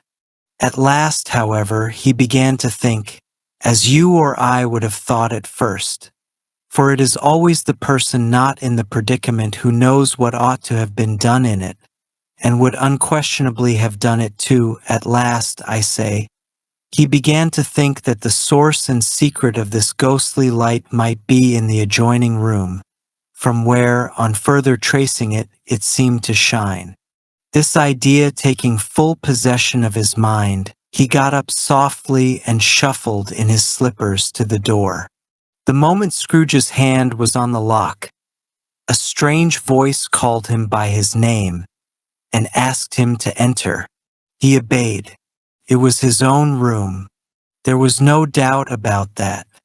But it had undergone a surprising transformation. The walls and ceiling were so hung with living green that it looked a perfect grove, from every part of which bright gleaming berries glistened. The crisp leaves of holly, mistletoe, and ivy reflected back the light, as if so many little mirrors had been scattered there, and such a mighty blaze went roaring up the chimney as that dull hearth had never known in Scrooge's time, or Marley's, or for many and many a winter season gone. Heaped up on the floor to form a kind of throne were turkeys, geese, game, poultry, great joints of meat, sucking pigs, long wreaths of sausages, mince pies, plum puddings, barrels of oysters, red-hot chestnuts, rosy apples, juicy oranges, delicious pears, immense cakes, and bowls of punch that made the chamber dim with their delicious steam. In easy state upon this couch, there sat a jolly giant, glorious to see, who bore a glowing torch in shape not unlike Plenty's horn, and held it up, high up, to shed its light on Scrooge, as he came peeping round the door. "Come in," exclaimed the ghost. "Come in, and know me better, man." Scrooge entered timidly, and hung his head before this spirit. He was not the dogged Scrooge he had been, and though the spirit's eyes were clear and kind, he did not like to meet them. "I am the ghost of Christmas present," said the spirit. "Look upon me." Scrooge reverently did so. It was clothed in one simple green robe, or mantle bordered with white fur. This garment hung so loosely on the figure that its large breast was bare, as if disdaining to be concealed by anything. Its feet, observable beneath the ample folds of the garment, were also bare, and on its head it wore no other covering than a holly wreath. Its dark brown curls were long and free as its friendly face, its sparkling eye, its open hand, its cheery voice, its unconstrained manner, and its joyful air. Around its middle was an antique sword holder, but no sword was in it. "You have never seen the like of me before," exclaimed the spirit. "Never," Scrooge made answer to it, "have never walked forth with the younger members of my family, meaning, for I am very young, my elder brothers born in these later years?" pursued the phantom. "I don't think I have," said Scrooge. "I am afraid I have not. Have you had many brothers, spirit?" "More than 1800, said the ghost. "A tremendous family to provide for," muttered Scrooge. The ghost of Christmas present rose. "Spirit," said Scrooge quietly, "conduct me where you will. I went forth last night on compulsion, and I learnt a lesson which is working now. Tonight, if you have anything to teach me, let me profit by it. Touch my robe." Scrooge did as he was told and held it fast. Holly, red berries, ivy, turkeys, geese, game, poultry, meat, pigs, sausages, oysters, pies, puddings, fruit, and punch all vanished instantly. So did the room, the fire, the red glow, the hour of night, and they stood in the city. Streets on Christmas morning where, for the weather was severe, the people made a rough but brisk and not unpleasant kind of music in scraping the snow from the pavement in front of their dwellings and from the tops of their houses, where it was mad delight to the boys to see it come plumping down into the road below and splitting into artificial little snowstorms. The house fronts looked black enough and the windows blacker, contrasting with the smooth white sheet of snow upon the roofs and with the dirtier snow upon the ground, which last deposit had been plowed up in deep furrows by the heavy wheels of carts and wagons. Furrows that crossed and recrossed each other hundreds of times where the great streets branched off and made intricate channels hard to trace in the thick yellow mud and icy water. The sky was gloomy, and the shortest streets were choked up with a dirty mist, half thawed, half frozen, whose heavier particles descended in a shower of ash, as if all the chimneys in Great Britain had, by one consent, caught fire and were blazing away to their dear heart's content. There was nothing very cheerful in the climate or the town, and yet was there an air of cheerfulness abroad that the clearest summer air and brightest summer sun might have endeavored to diffuse in vain. For the people who were shoveling away on the roofs were laughing and full of glee, calling out to one another from the balconies, and now and then exchanging a snowball, better-natured missile far than many a wordy joke, laughing heartily if it went right and not less heartily if it went wrong. The poultry shops were still half open, and the fruit sellers were radiant in their glory. There were great, round, pot-bellied baskets of chestnuts, shaped like the waistcoats of jolly old gentlemen, relaxing at the doors and tumbling out into the street. There were brown-faced, round Spanish onions, shining in the fatness of their growth like Spanish monks, and winking from their shelves in needless slyness at the girls as they went by, and glanced shyly at the holly. There were pears and apples, clustered high in blooming pyramids. There were bunches of grapes made, in the shopkeeper's benevolence to dangle from conspicuous hooks, that people's mouths might water as they passed. There were piles of nuts, mossy and brown, recalling in their fragrance ancient walks among the woods and pleasant shuffling ankle-deep through withered leaves. There were Norfolk apples, squat and dark, setting off the yellow of the oranges and lemons, and, in the great compactness of their juicy persons, urgently demanding to be carried home in paper bags and eaten after dinner.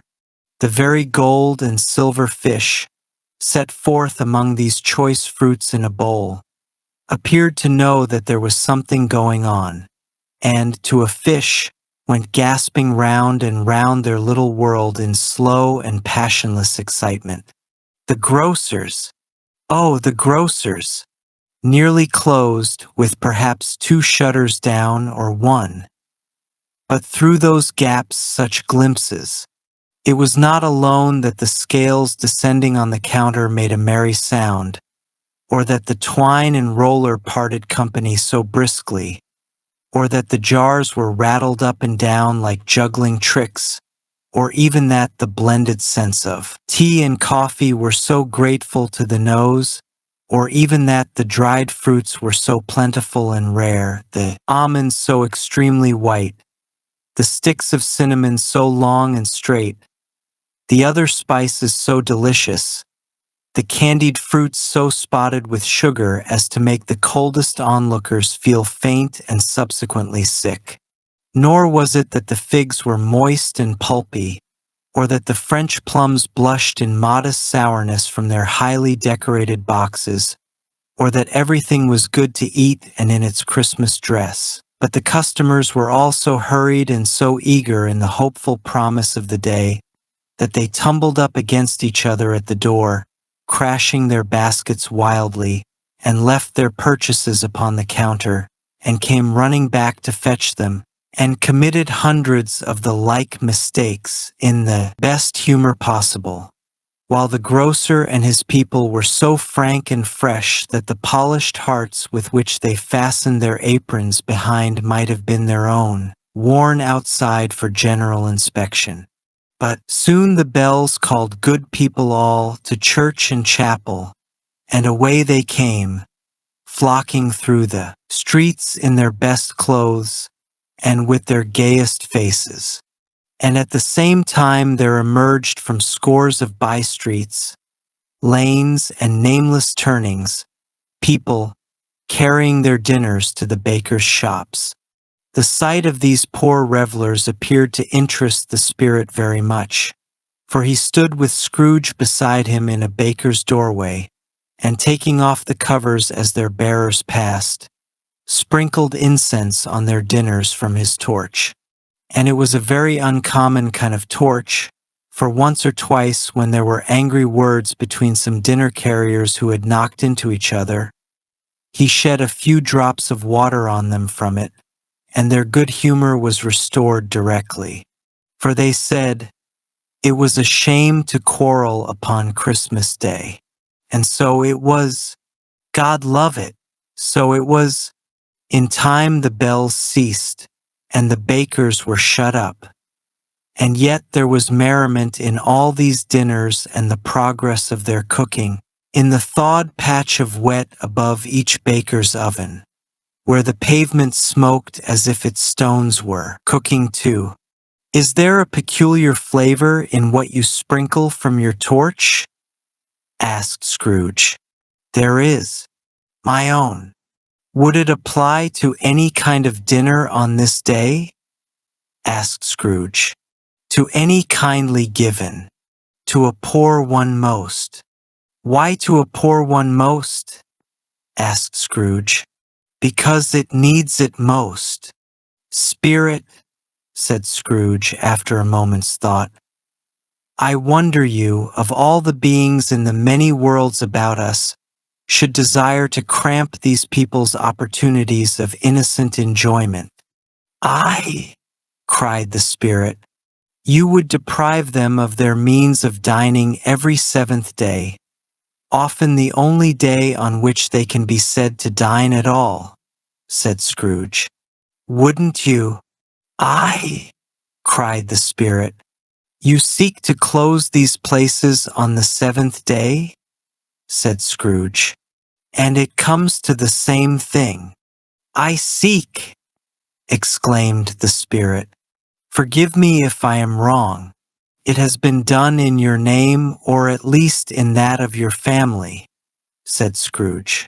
"There are some upon this earth of yours," returned the spirit, "who lay claim to know us, and who do their deeds of passion, pride, ill will, hatred, envy, intolerance, and selfishness in our name, who are as strange to us and all our kin as if they had never lived.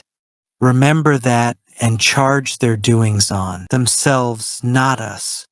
Scrooge promised that he would, and they went on invisible as they had been before into the suburbs of the town.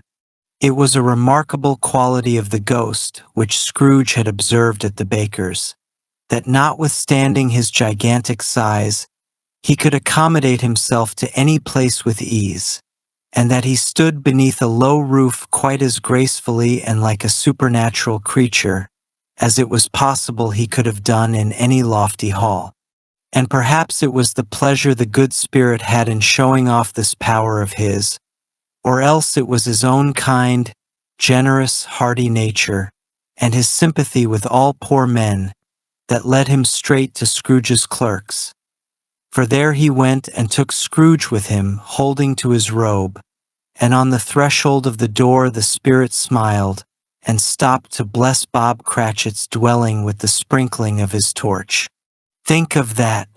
Bob had but 15 shillings, a week himself, and yet the ghost of Christmas present blessed his 4-roomed house. Then up rose Mrs. Cratchit, Cratchit's wife, dressed out but poorly in a twice-turned gown, but brave in ribbons, which are cheap and make a goodly show for 6pence. And she laid the cloth, assisted by Belinda Cratchit, second of her daughters, also brave in ribbons, while Master Peter Cratchit plunged a fork into the saucepan of potatoes, and getting the corners of his monstrous shirt collar, Bob's private property, conferred upon his son and heir in honor of the day, into his mouth rejoiced to find himself so well dressed, and yearned to show his linen in the fashionable parks. And now 2 smaller Cratchits, boy and girl, came tearing in, screaming that outside the baker's they had smelt the goose and known it for their own, and delighting in luxurious thoughts of sage and onion, these young Cratchits danced about the table and praised Master Peter Cratchit to the skies, while he, not proud, although his collars nearly choked him, blew the fire until the slow potatoes bubbling up knocked loudly at the saucepan lid to be let out and peeled. "What has ever got your precious father then?" said Mrs. Cratchit. "And your brother, Tiny Tim, and Martha wasn't as late last Christmas Day by half an hour." "Here's Martha, mother," said a girl, appearing as she spoke.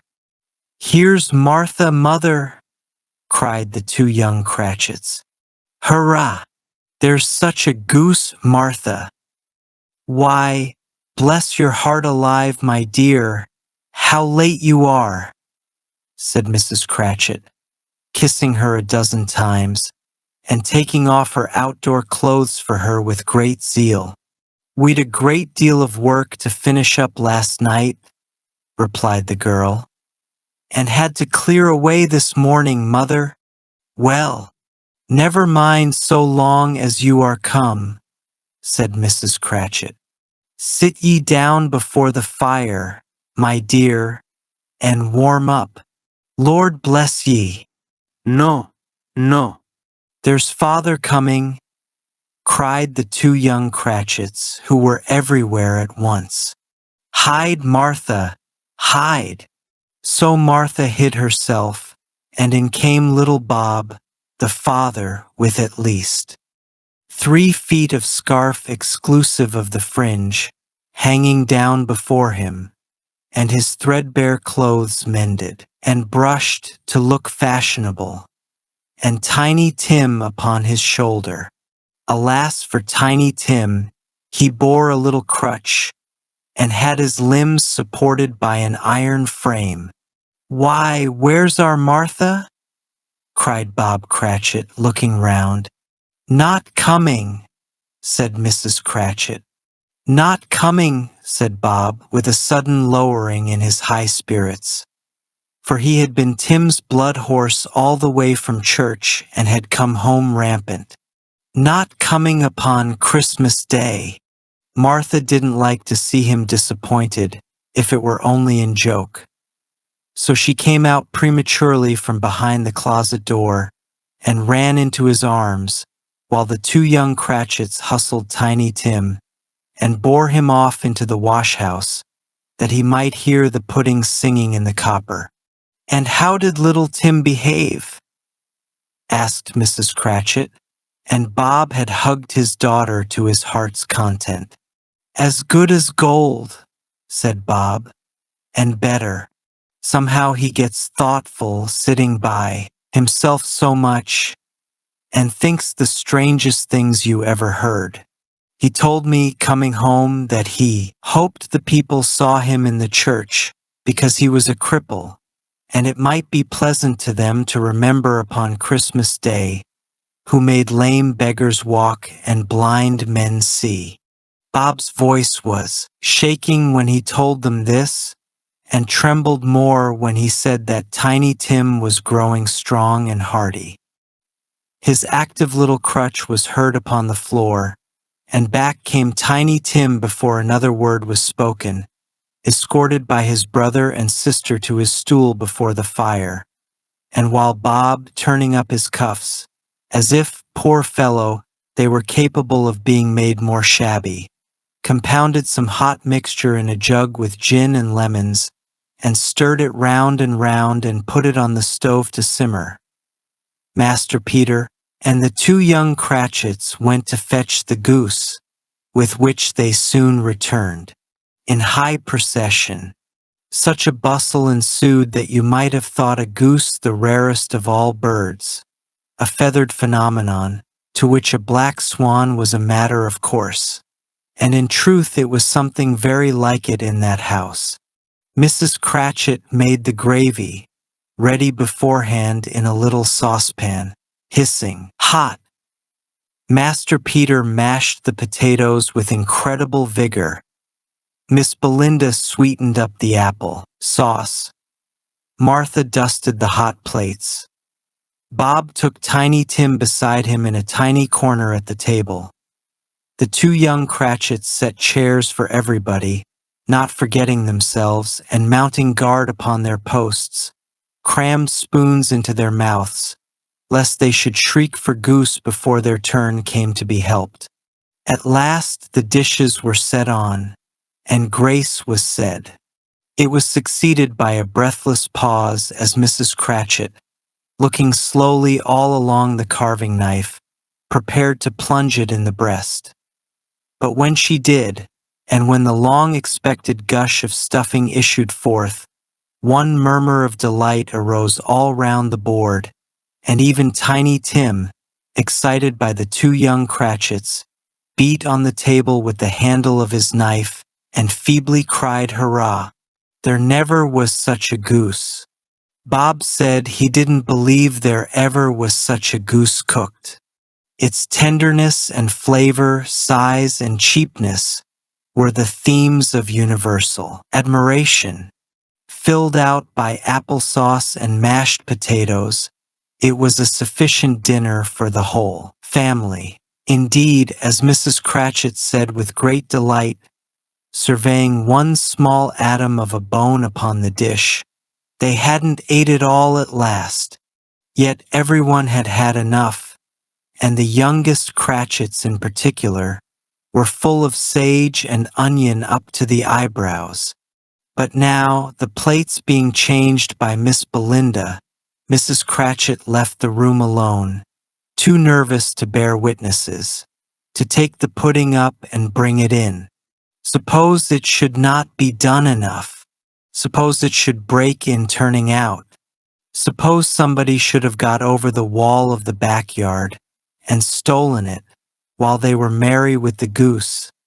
An idea at which the two young Cratchits became furious. All sorts of horrors were supposed. Halloo! A great deal of steam. The pudding was out of the copper. A smell like a washing day. That was the cloth.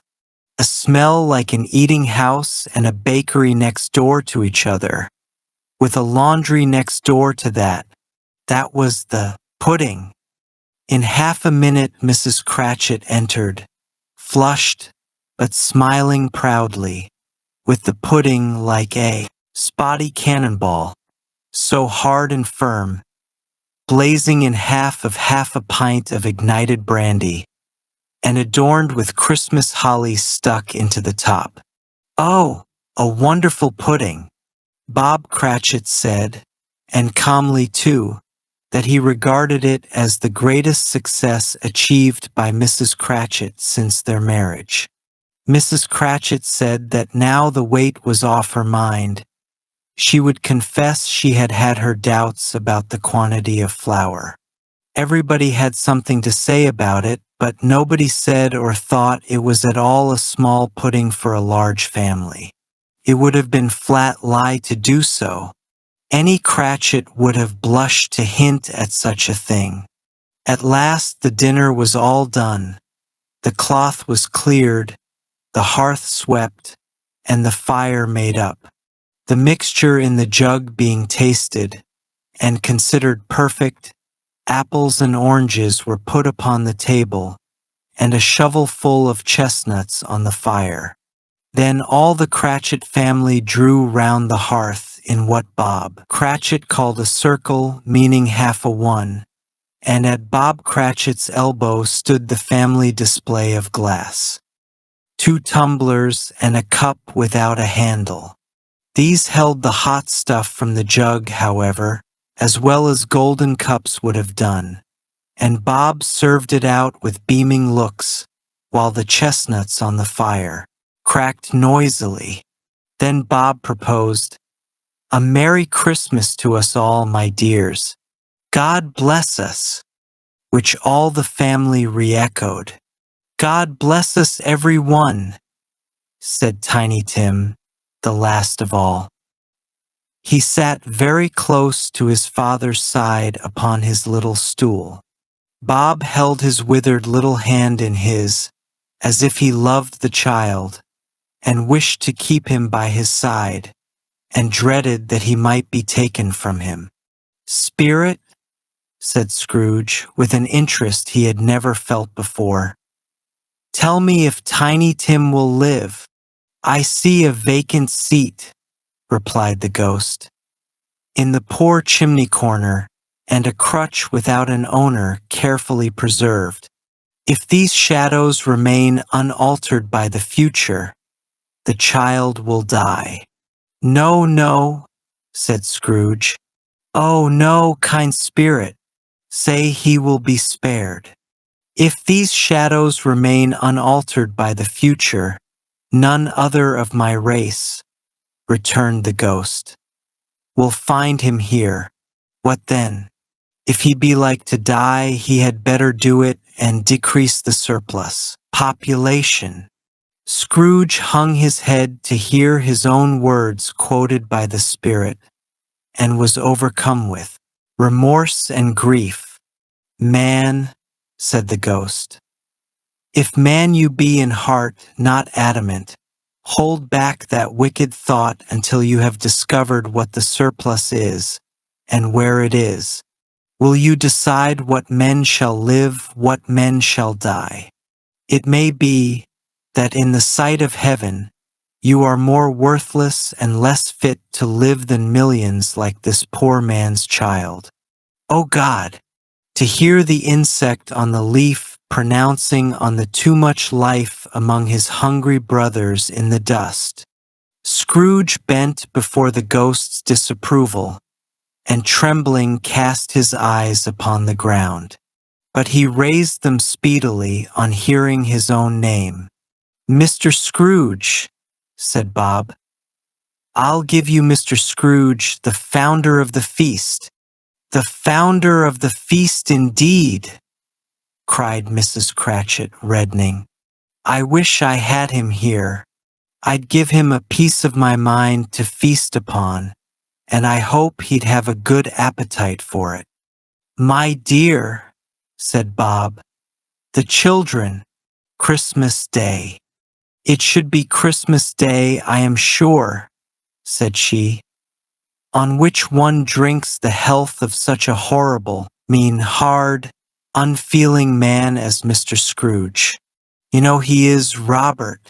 Nobody knows it better than you do, poor fellow." "My dear," was Bob's mild answer, "Christmas Day. I'll drink his health for your sake and the day's," said Mrs. Cratchit. "Not for his. Long life to him. A Merry Christmas and a Happy New Year. He'll be very merry and very happy, I have no doubt." The children drank the toast after her. It was the first of their proceedings which had no heartiness. Tiny Tim drank it last of all, but he didn't care tuppence for it. Scrooge was the monster of the family. The mention of his name cast a dark shadow on the party, which was not dispelled for full 5 minutes.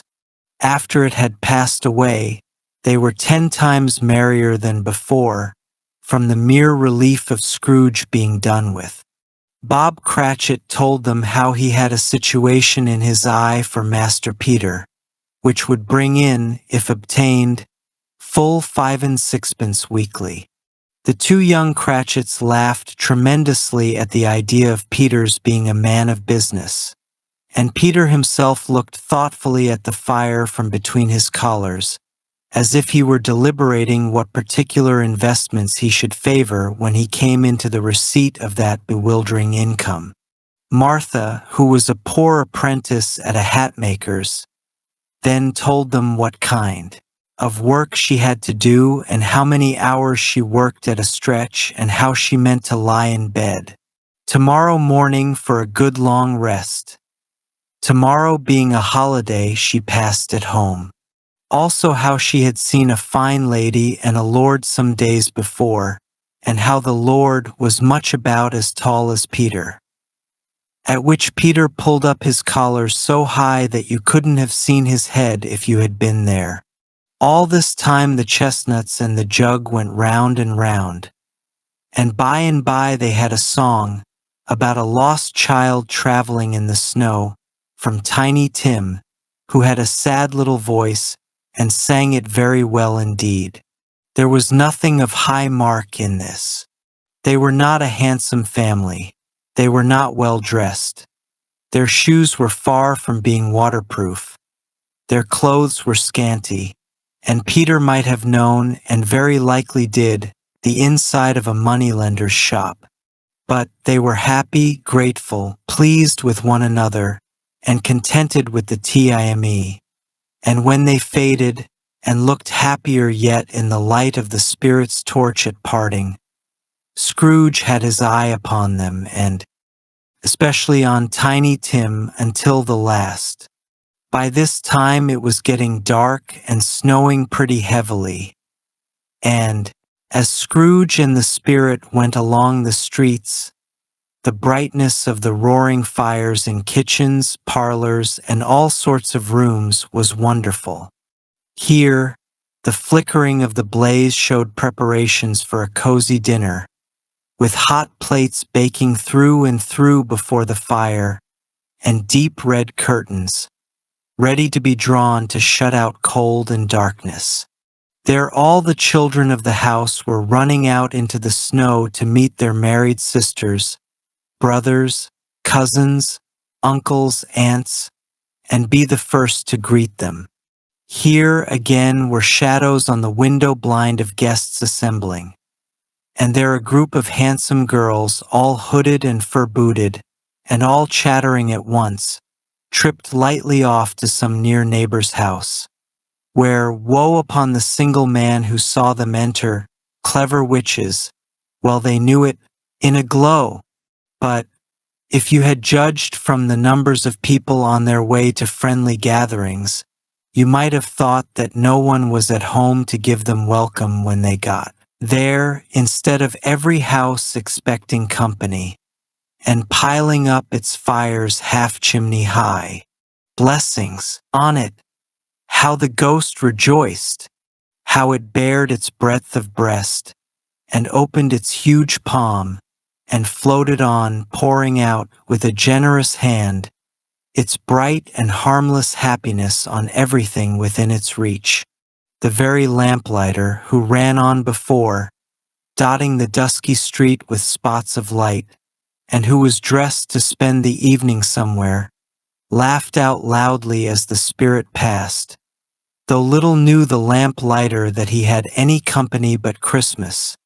And now, without a word of warning from the ghost, they stood upon a bleak and desert moor, where monstrous masses of rude stone were cast about, as though it were the burial place of giants, and water spread itself in lower places, or would have done so, but for the frost that held it prisoner, and nothing grew but moss and coarse rank grass. Down in the west the setting sun had left a streak of fiery red, which glared upon the desolation for an instant, like a sad eye, and frowning lower, lower yet, was lost in the thick gloom of darkest night. "What place is this?" asked Scrooge. "A place where miners live, who labor in the bowels of the earth," returned the spirit. "But they know me. See, a light shone from the window of a hut, and swiftly they advanced towards it. Passing through the wall of mud and stone, they found a cheerful company assembled round a glowing fire. An old man and woman with their children and their children's children, and another generation. Beyond that, all dressed gaily in their holiday clothes. The old man, in a voice that seldom rose above the howling of the wind upon the barren waste, was singing them a Christmas song. It had been a very old song when he was a boy, and from time to time they all joined in the chorus. So surely as they raised their voices, the old man got quite loud, and so surely as they stopped, his vigor sank again. The spirit did not linger here, but told Scrooge to hold his robe, and passing on above the moor, sped, where to? Not to see, to see. To Scrooge's horror, looking back, he saw the last of the land, a frightful range of rocks behind them, and his ears were deafened by the thundering of water as it rolled and roared and raged among the dreadful caverns it had worn and fiercely tried to undermine the earth. Built upon a dismal reef of sunken rocks, some league or so from shore, on which the waters surged and dashed, the wild year through, there stood a solitary lighthouse. Great heaps of seaweed clung to its base, and storm birds, born of the wind one might suppose as sea, weed of the water, rose and fell about it, like the waves they skimmed. But even here, two men who watched the light had made a fire, that through the hole in the thick stone wall shed out a ray of brightness on the awful sea. Joining their rough hands over the old table at which they sat, they wished each other Merry Christmas in their can of drink, and one of them, The elder, too, with his face all damaged and scarred with hard weather, as the figurehead of an old ship might be, struck up a sturdy song that was like a storm in itself. Again the ghost sped on, above the black and heaving sea, on, until, being far away, as he told Scrooge, from any shore, they lighted on a ship. They stood beside the helmsman at the wheel, the lookout in the bow, the officers who had the watch, dark, ghostly figures in their several stations. But every man among them hummed a Christmas tune, or had a Christmas thought, or spoke below his breath to his companion of some earlier Christmas day with homeward hopes belonging to it, and every man on board, waking or sleeping, good or bad, had had a kinder word for another on that day than on any day in the year, and had shared to some extent in its festivities, and had remembered those he cared for at a distance, and had known that they delighted to remember him. It was a great surprise to Scrooge, while listening to the moaning of the wind, and thinking what a solemn thing it was to move on through the lonely darkness over an unknown valley, whose depths were secrets as profound as death. It was a great surprise to Scrooge, while thus engaged, to hear a hearty laugh. It was a much greater surprise to Scrooge to recognize it as his own nephew's, and to find himself in a bright, dry, gleaming room, with the spirit standing smiling by his side, and looking at that same nephew with approving friendliness. Ah, lauga Scrooge's nephew. Ah. If you should happen, by any unlikely chance, to know a man more blessed in a laugh than Scrooge's nephew, all I can say is, I should like to know him, too. Introduce him to me, and I'll cultivate his acquaintance. It is a fair, even-handed, noble adjustment of things, that while there is infection in disease and sorrow, there is nothing in the world so irresistibly catching as laughter and good humor. When Scrooge's nephew laughed in this way, holding his sides, rolling his head, and twisting his face into the most extravagant shapes, Scrooge's niece, by marriage, laughed as heartily as he, and their assembled friends, being not a bit behind, roared out lustily, "Ah! Ah! Ha! Ha! Ha! Ha!" "He said that Christmas was a humbug, as I live," cried Scrooge's nephew. "He believed it too. More shame for him, Fred," said Scrooge's niece indignantly. "Bless those women. They never do anything by halves. They are always in earnest. She was very pretty, exceedingly pretty, with a surprised-looking capital face, a ripe little mouth that seemed made to be kissed, as no doubt it was, all kinds of good little dots about her chin that melted into one another when she laughed, and the sunniest pair of eyes you ever saw in any little creature's head. Altogether she was what you would have called provoking, but satisfactory, too. Oh, perfectly satisfactory." "He's a comical old fellow," said Scrooge's nephew. "That's the truth, and not so pleasant as he might be. However, his offenses carry their own punishment, and I have nothing to say against him." "I'm sure he is very rich, Fred," hinted Scrooge's niece. "At least you always tell me so." "What of that, my dear?" said Scrooge's nephew. "His wealth is of no use to him. He doesn't do any good with it. He doesn't make himself comfortable with it. He hasn't the satisfaction of thinking, ha, ha, ha, that he is ever going to benefit us with it." "I have no patience with him," observed Scrooge's niece. Scrooge's niece's sisters and all the other ladies expressed the same opinion. "Oh, I have," said Scrooge's nephew. "I am sorry for him. I couldn't be angry with him if I tried, who suffers by his ill whims. Himself always. Here he takes it into his head to dislike us, and he won't come and dine with us. What's the consequence? He doesn't lose much of a dinner. Indeed, I think he loses a very good dinner," interrupted Scrooge's niece. Everybody else said the same, and they must be allowed to have been competent judges, because they had just had dinner, and, with the dessert upon the table, were clustered round the fire by lamplight. "Well, I'm very glad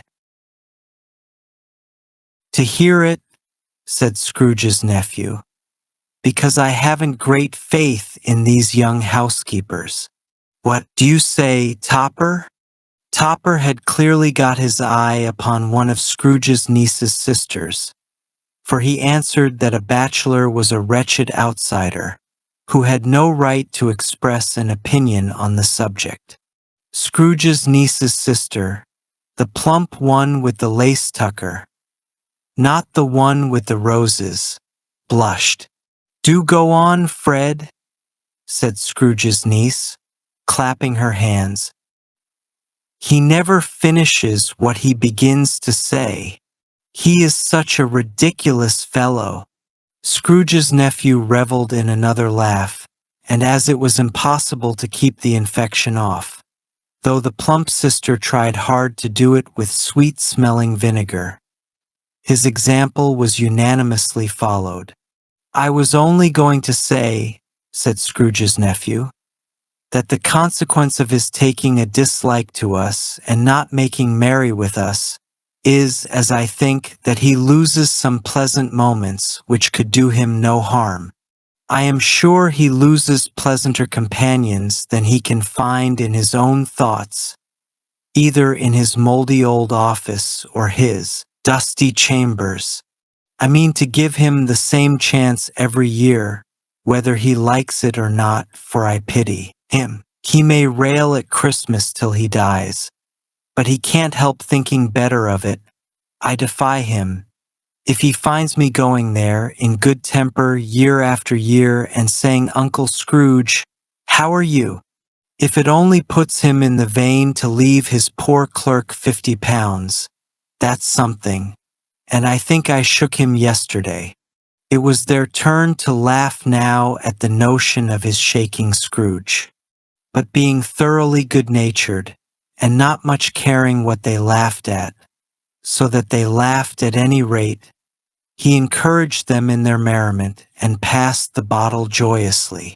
After tea they had some music, for they were a musical family and knew what they were about when they sang a song, I can assure you, especially Topper, who could growl away in the bass like a good one, and never swell the large veins in his forehead or get red in the face over it.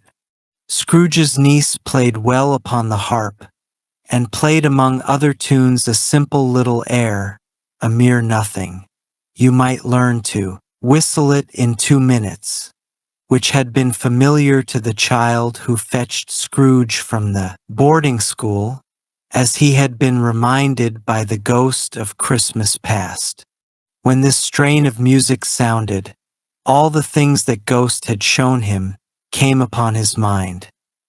He softened more and more, and thought that if he could have listened to it often years ago, he might have cultivated the kindnesses of life for his own happiness with his own hands, without resorting to the gravedigger's spade that buried Jacob Marley.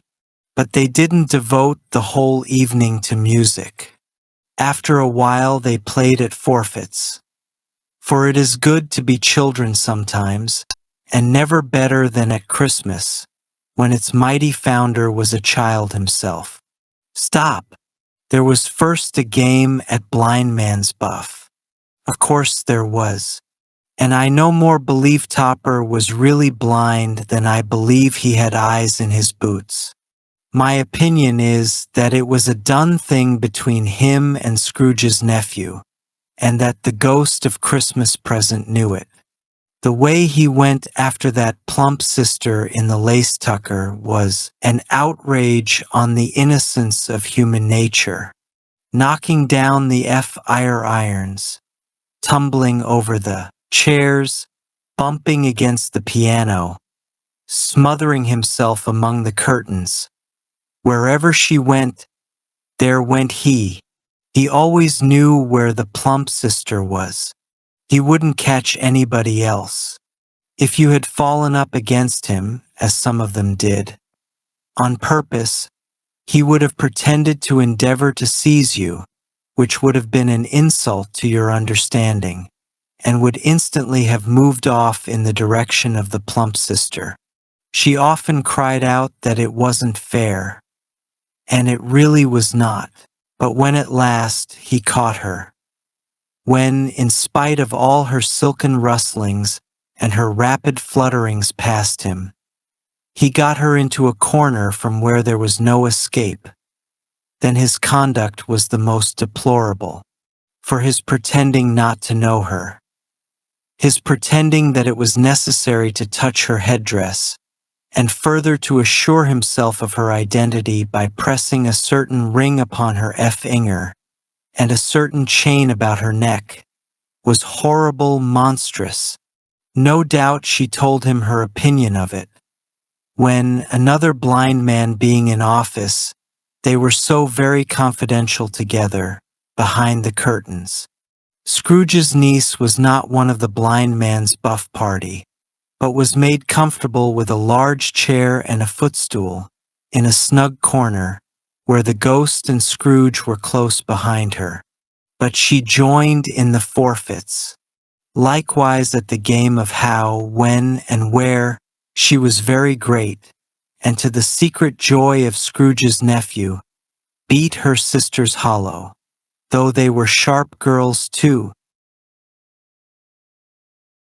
As Topper could have told you, there might have been 20 people there, young and old, but they all played, and so did Scrooge, for wholly forgetting in the interest he had in what was going on, that his voice made no sound in their ears. He sometimes came out with his guess quite loud, and very often guessed quite right, too.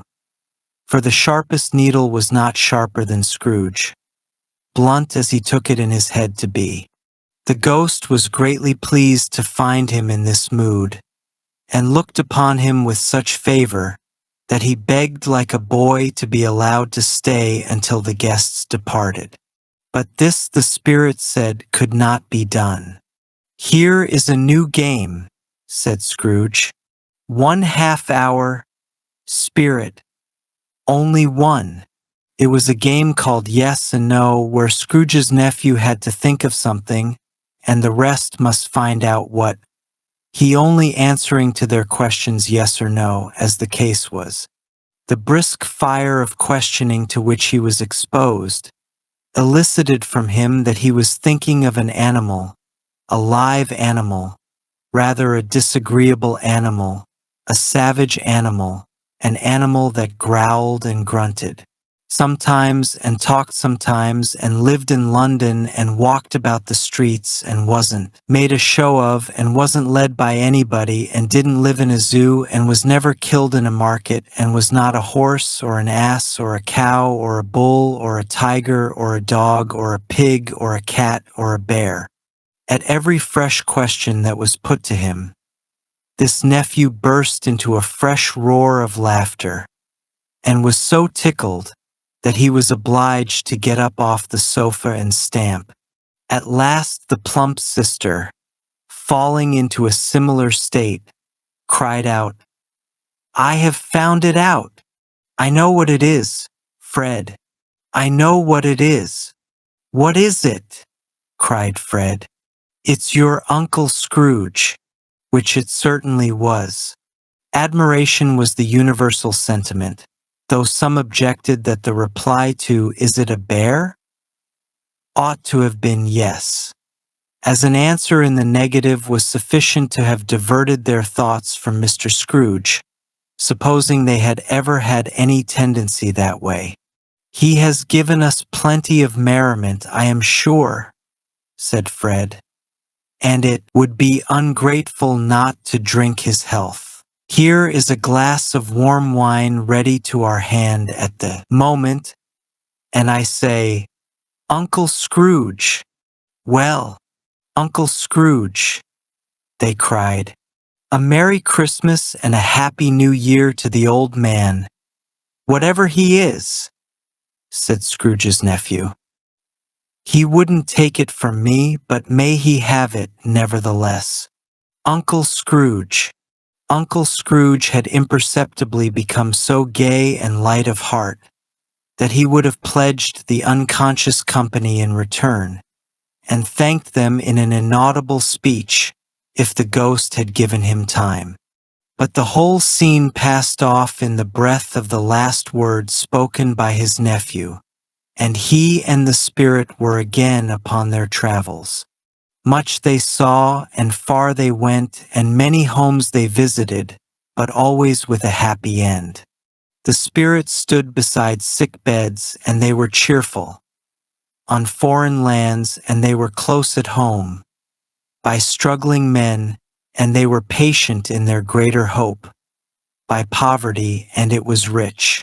In the house for the poor, hospital, and jail, in misery's every refuge, where vain man in his little brief authority had not made fast the door, and barred the spirit out, he left his blessing and taught Scrooge his ideas.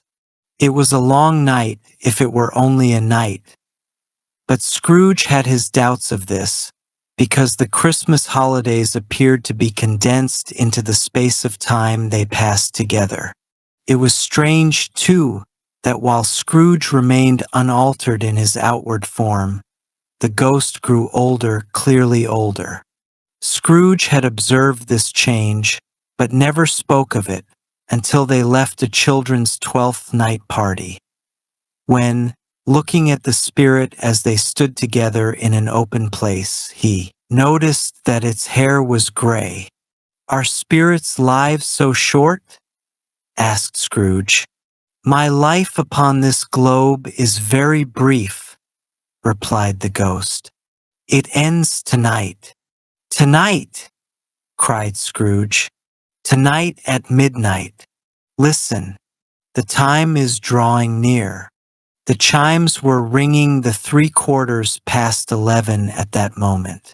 "Forgive me if I am not justified in what I ask," said Scrooge, looking intently at the spirit's robe. "But I see something strange, and not belonging to yourself, protruding from your skirts. Is it a foot or a claw?" "It might be a claw, for the flesh there is upon it," was the spirit's sorrowful reply. "Look here." From the folds of its robe, it brought 2 children. Wretched, frightful, hideous, miserable. They knelt down at its feet and clung upon the outside of its garment. "Oh, man! Look here! Look! Look! Down here!" exclaimed the ghost. They were a boy and girl, yellow, meager, ragged, scowling, wolfish, but powerless, too, in their humility. Where graceful youth should have filled their features out and touched them with its freshest tints, a stale and wrinkled hand, like that of age, had pinched and twisted them and pulled them into shreds. Where angels might have sat on thrones, devils lurked and glared out menacing. No change, no degradation, no perversion of humanity, in any grade, through all the mysteries of wonderful creation, has monsters half so horrible and dread. Scrooge started back, appalled. Having them shown to him in this way, he tried to say they were fine children, but the words choked themselves, rather than be parties to a lie of such enormous magnitude. "Spirit," Are they yours? Scrooge could say no more. They are man's, said the spirit, looking down upon them. And they cling to me, appealing from their fathers. This boy is ignorance. This girl is want. Beware them both and all of their degree, but most of all beware this boy. For on his brow I see that written which is doom, unless the writing be erased. Deny it, cried the spirit, stretching out its hand towards the city. Condemn those who tell it ye. Admit it for your own purposes and make it worse. And look out for the end. Have they no refuge or resource? Cried Scrooge. Are there no prisons? Said the spirit, turning on him for the last time with his own words. Are there no houses for the poor? The bell struck 12. Scrooge looked about him for the ghost and saw it not. As the last stroke ceased to vibrate, he remembered the prediction of old Jacob Marley, and lifting up his eyes, beheld a solemn phantom, draped and hooded, coming like a mist along the ground towards him. The phantom slowly, gravely, silently approached. When it came near him, Scrooge bent down upon his knee. For in the very air through which this spirit moved it seemed to scatter gloom and mystery. It was shrouded in a deep black garment, which concealed its head, its face, its form, and left nothing of it visible save one outstretched hand. But for this it would have been difficult to detach its figure from the night and separate it from the darkness by which it was surrounded. He felt that it was tall and stately when it came beside him, and that its mysterious presence filled him with a solemn dread. He knew no more, for the spirit neither spoke nor moved. I am in the presence of the ghost of Christmas yet to come, said Scrooge. The spirit answered not, but pointed onward with its hand. You are about to show me shadows of the things that have not happened, but will happen in the time before us. Scrooge pursued. Is that so, spirit? The upper portion of the garment was contracted for an instant in its folds, as if the spirit had inclined its head. That was the only answer he received. Although well used to ghostly company by this time, Scrooge feared the silent shape so much that his legs trembled beneath him, and he found that he could hardly stand when he prepared to follow it. The spirit paused a moment, as observing his condition and giving him time to recover. But Scrooge was all the worse for this. It thrilled him with a vague, uncertain horror to know that behind the dusky shroud there were ghostly eyes intently fixed upon him, while he, though he stretched his own to the utmost, could see nothing but a spectral hand and one great heap of black. Ghost of the future, he exclaimed, I fear you more than any spectre I have seen, but as I know your purpose is to do me good, and as I hope to live to be another man from what I was, I am prepared to bear you company, and do it with a thankful heart. Will you not speak to me? He gave him no reply. The hand was pointed straight before them.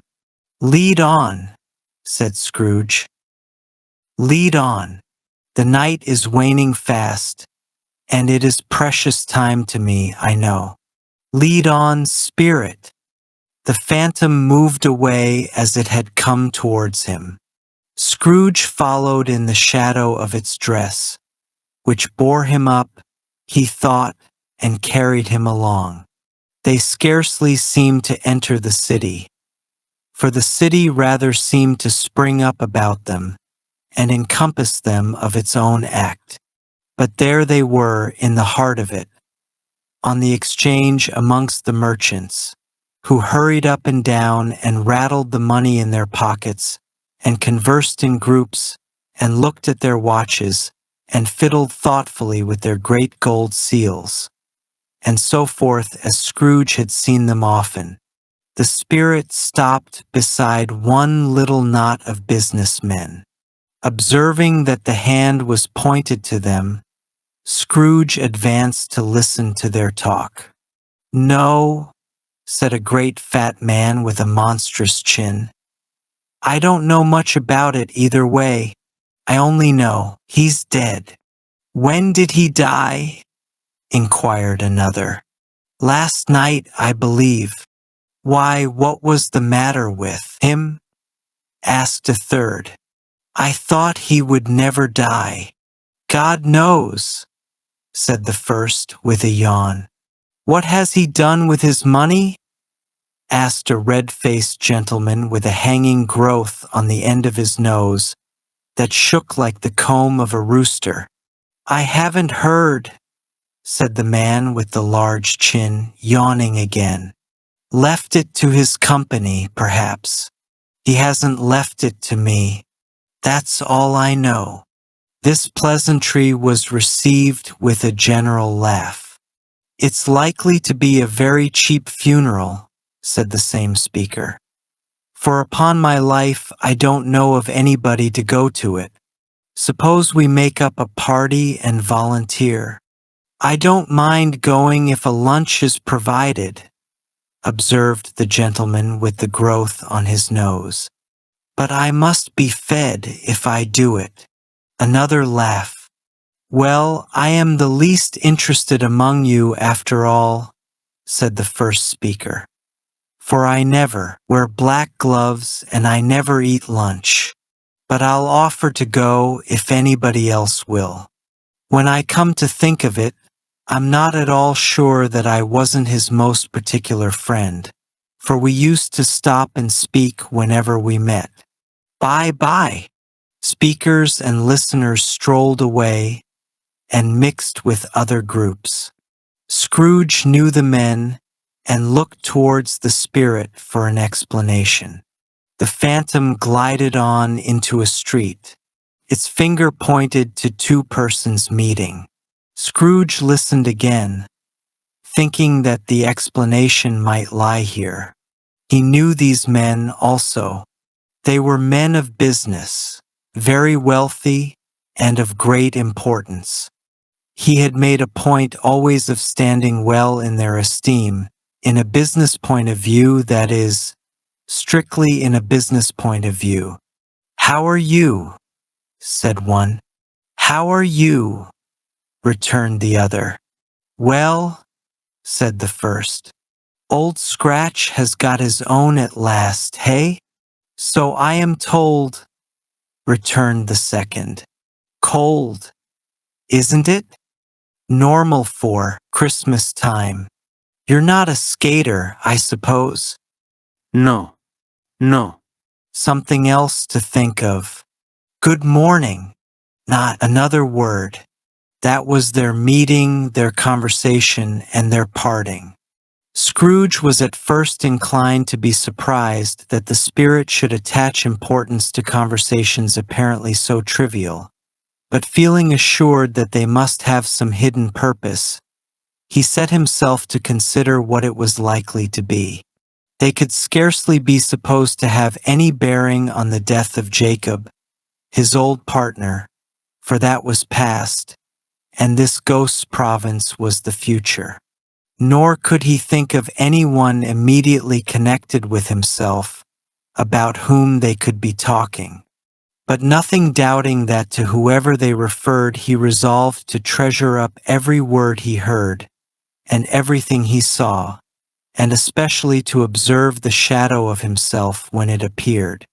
For he had an expectation that the conduct of his future self would give him the clue he missed, and would render the solution of these riddles easy.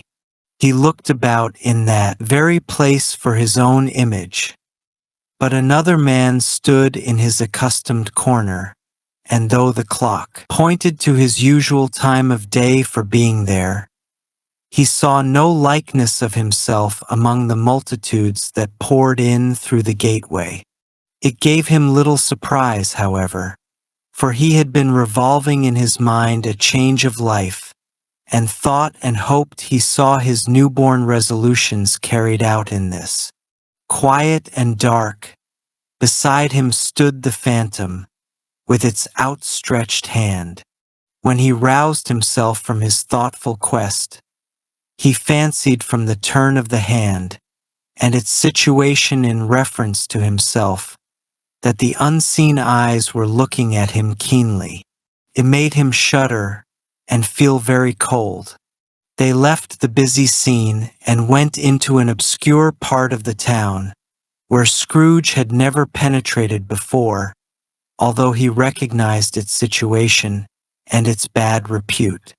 The ways were foul and narrow, the shops and houses wretched, the people half-naked, drunken, careless, ugly. Alleys and archways, like so many rubbish dumps, gave off their smell and dirt and life upon the narrow streets, and the whole quarter stank with crime, with filth and misery. Far in this den of infamous resort, there was a low shop where iron, old rags, bottles, bones, and greasy unwanted food were bought. Upon the floor within were piled up heaps of rusty keys, nails, chains, hinges, files, scales, weights, and refuse iron of all kinds. Secrets that few would like to look at were bred and hidden in mountains of ugly rags, masses of corrupted fat, and piles of bones. Sitting in among the wares he dealt in, by a charcoal stove made of old bricks, was a gray-haired man, nearly 70 years of age, who had screened himself from the cold air by a shabby curtaining of tatters hung upon a line, and smoked his pipe in all the luxury of calm retirement. Scrooge and the phantom came into the presence of this man, just as a woman with a heavy bundle came into the shop.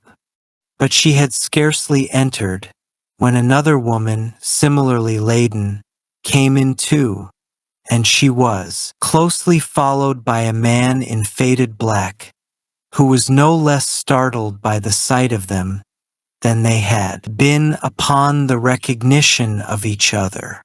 After a short period of blank astonishment, in which the old man with the pipe had joined them, they all three burst into a laugh. "Let the cleaning woman alone to be the first," cried she who had entered first.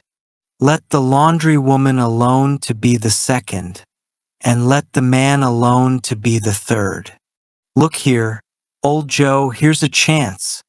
If we haven't all three met here without meaning it." "You couldn't have met in a better place," said old Joe, removing his pipe from his mouth. "Come into the parlor. You were made free of it long ago, you know, and the other two aren't strangers. Stop till I shut the door of the shop. Ah, how it squeaks! There isn't such a rusty bit of metal in the place as its own hinges, I believe, and I'm sure there's no such old bones here as mine. Ha, ha! We're all suitable to our calling, we're well matched.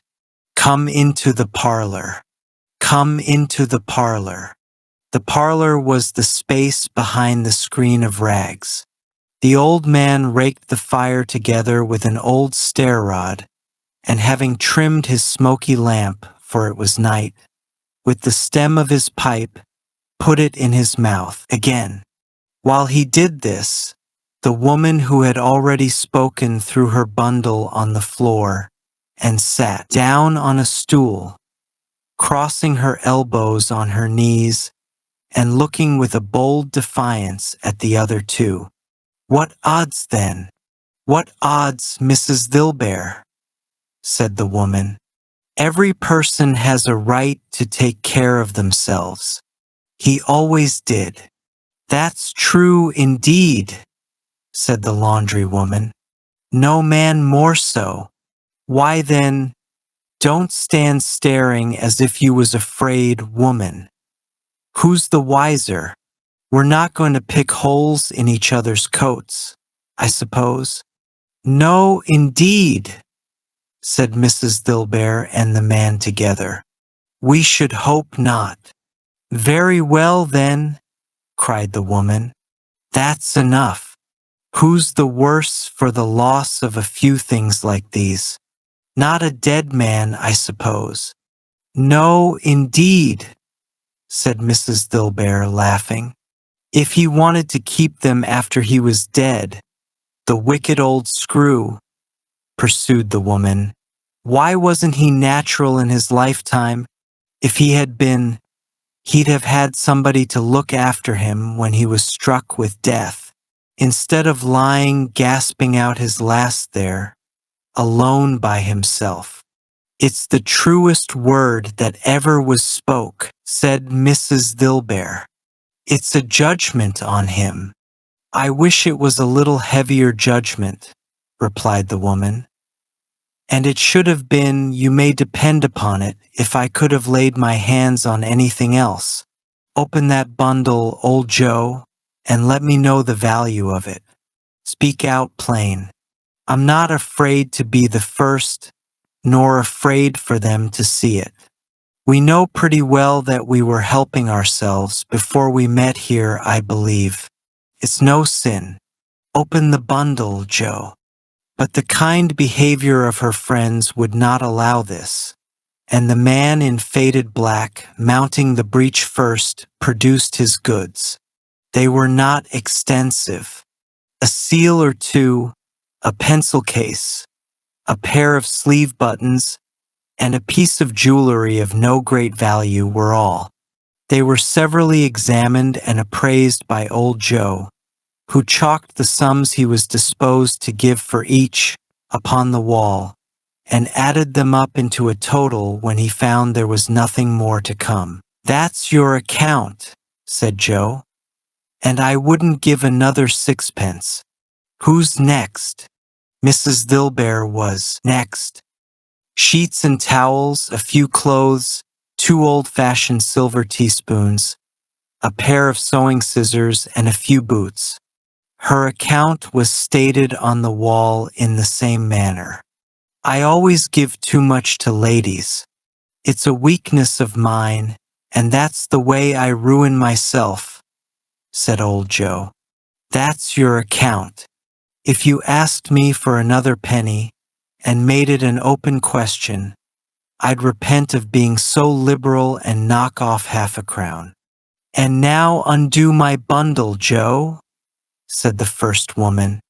Joe went down on his knees for the greater convenience of opening it, and having unfastened a great many knots, dragged out a large and heavy roll of some dark stuff.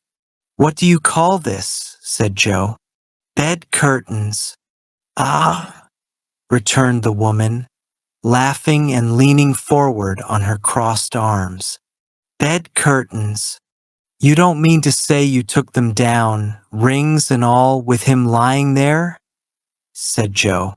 Yes, I do, replied the woman. Why not? You were born to make your fortune, said Joe, and you'll certainly do it.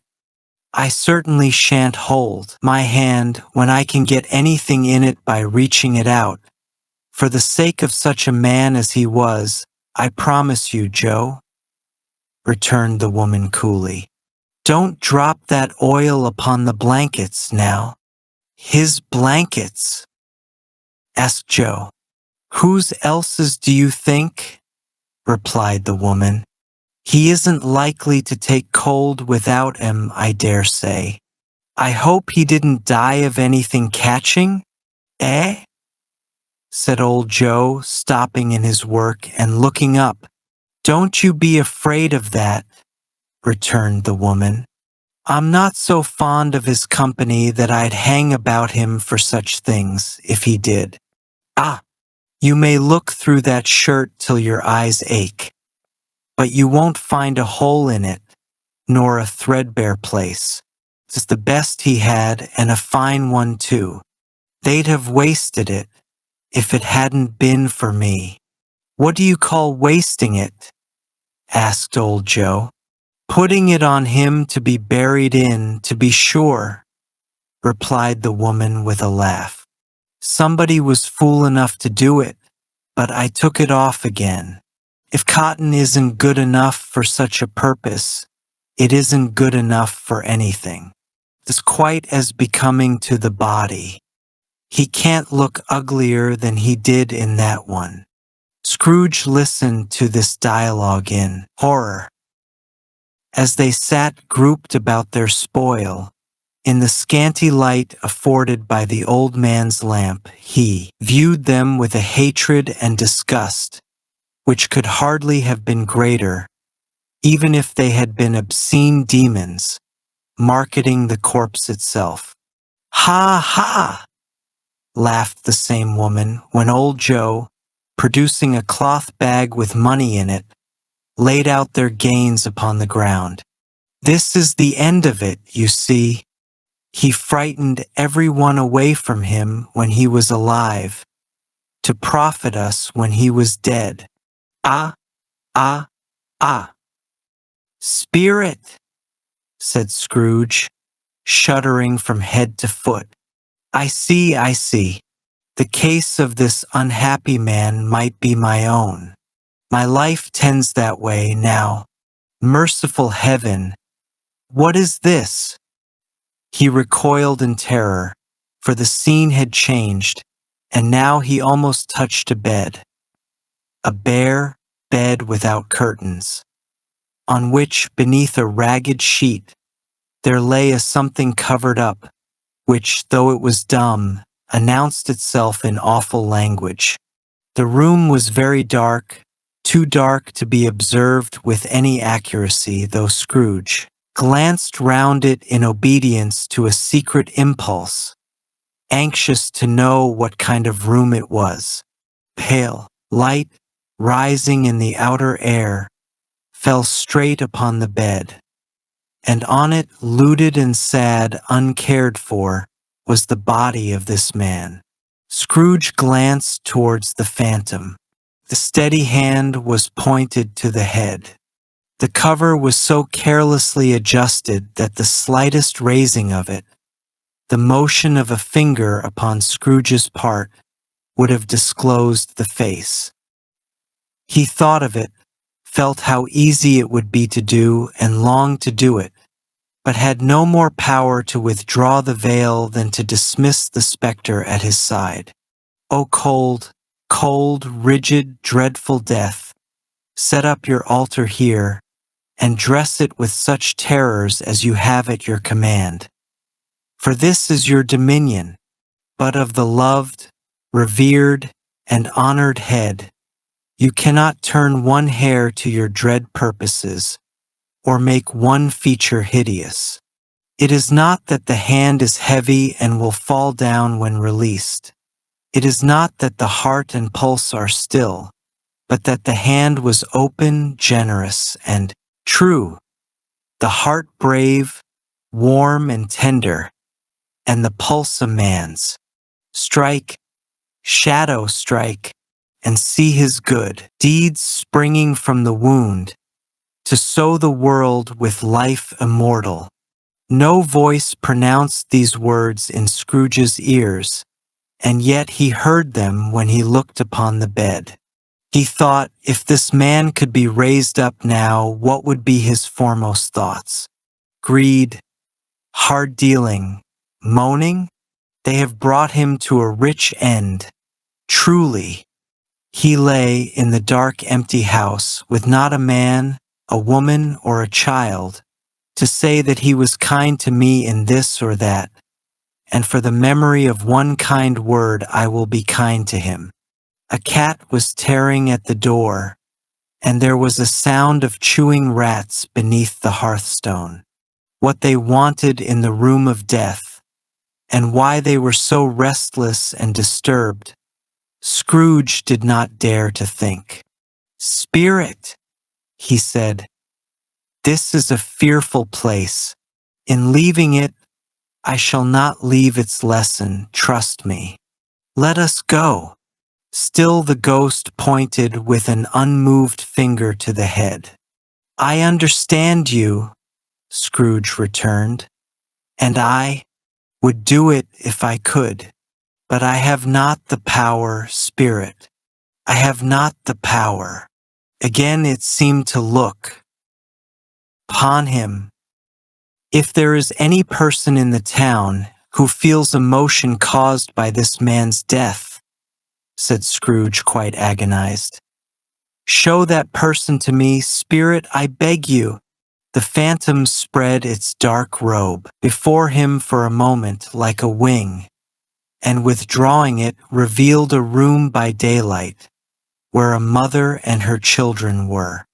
She was expecting someone, and with anxious eagerness, for she walked up and down the room, started at every sound, looked out from the window, glanced at the clock, tried, but in vain, to work with her needle, and could hardly bear the voices of the children in their play. At length the long-expected knock was heard. She hurried to the door and met her husband, a man whose face was careworn and depressed, though he was young. There was a remarkable expression in it now, a kind of serious delight of which he felt ashamed, and which he struggled to repress. He sat down to the dinner that had been kept for him by the fire, and when she asked him faintly what news, which was not until after a long silence, he appeared embarrassed how to answer. "Is it good," she said, "or bad? To help him?" "Bad," he answered. "We are quite ruined?" No. "There is hope yet, Caroline. If he relents," she said, amazed. "There is. Nothing is past hope, if such a miracle has happened." "He is past relenting," said her husband. "He is dead."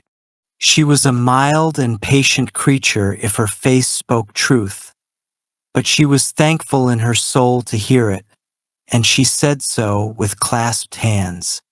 She prayed forgiveness the next moment and was sorry, but the first was the emotion of her heart.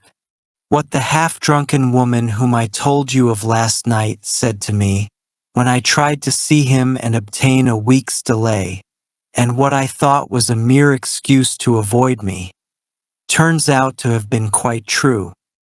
He was not only very ill, but dying then. To whom will our debt be transferred? I don't know. But before that time we shall be ready with the money, and even though we were not, it would be a bad fortune indeed to find so merciless a creditor in his successor. We may sleep tonight with light hearts, Caroline. Yes, soften it as they would. Their hearts were lighter. The children's faces, hushed and clustered round to hear what they so little understood, were brighter, and it was a happier house for this man's death. The only emotion that the ghost could show him, caused by the event, was one of pleasure. "Let me see some tenderness connected with a death," said Scrooge, "or that dark chamber spirit, which we left just now, will be forever present to me." The ghost conducted him through several streets familiar to his feet, and as they went along, Scrooge looked here and there to find himself, but nowhere was he to be seen. They entered poor Bob Cratchit's house, the dwelling he had visited before, and found the mother and the children seated round the fire. Quiet, very quiet. The noisy little Cratchits were as still as statues in one corner, and sat looking up at Peter, who had a book before him. The mother and her daughters were engaged in sewing. But surely they were very quiet, And he took a child and set him in the midst of them. Where had Scrooge heard those words? He had not dreamed them.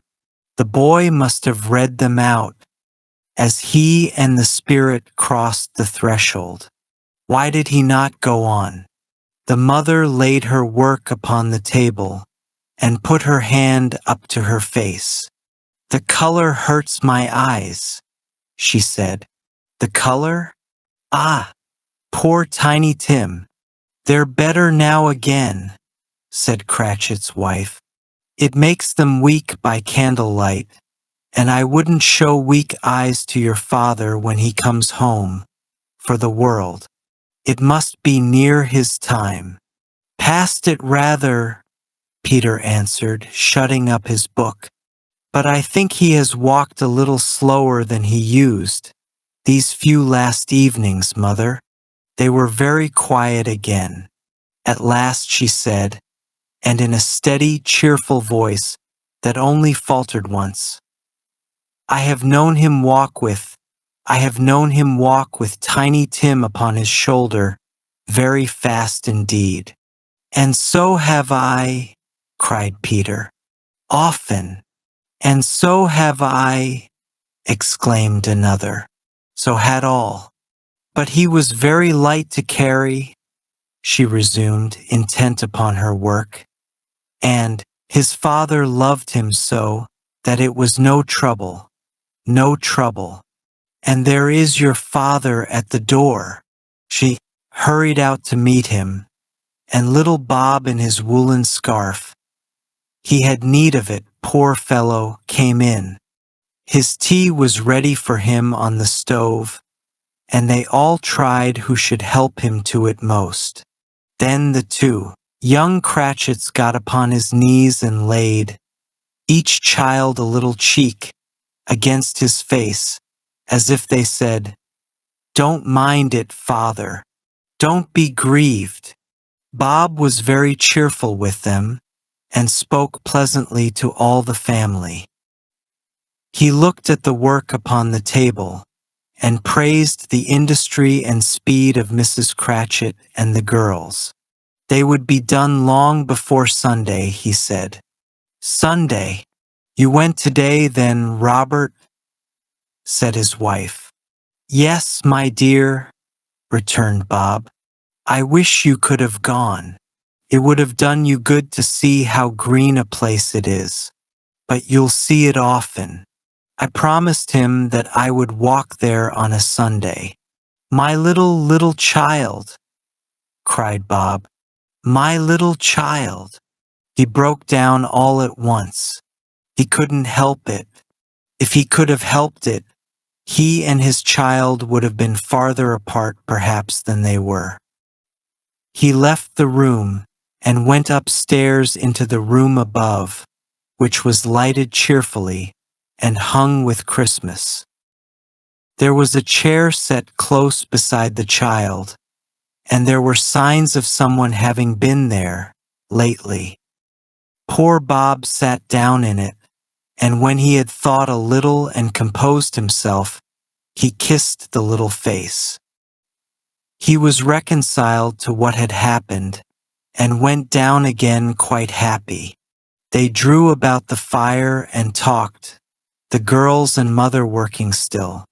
Bob told them of the extraordinary kindness of Mr. Scrooge's nephew, whom he had scarcely seen but once, and who, meeting him in the street that day, and seeing that he looked just a little down, you know, said Bob, inquired what had happened to distress him.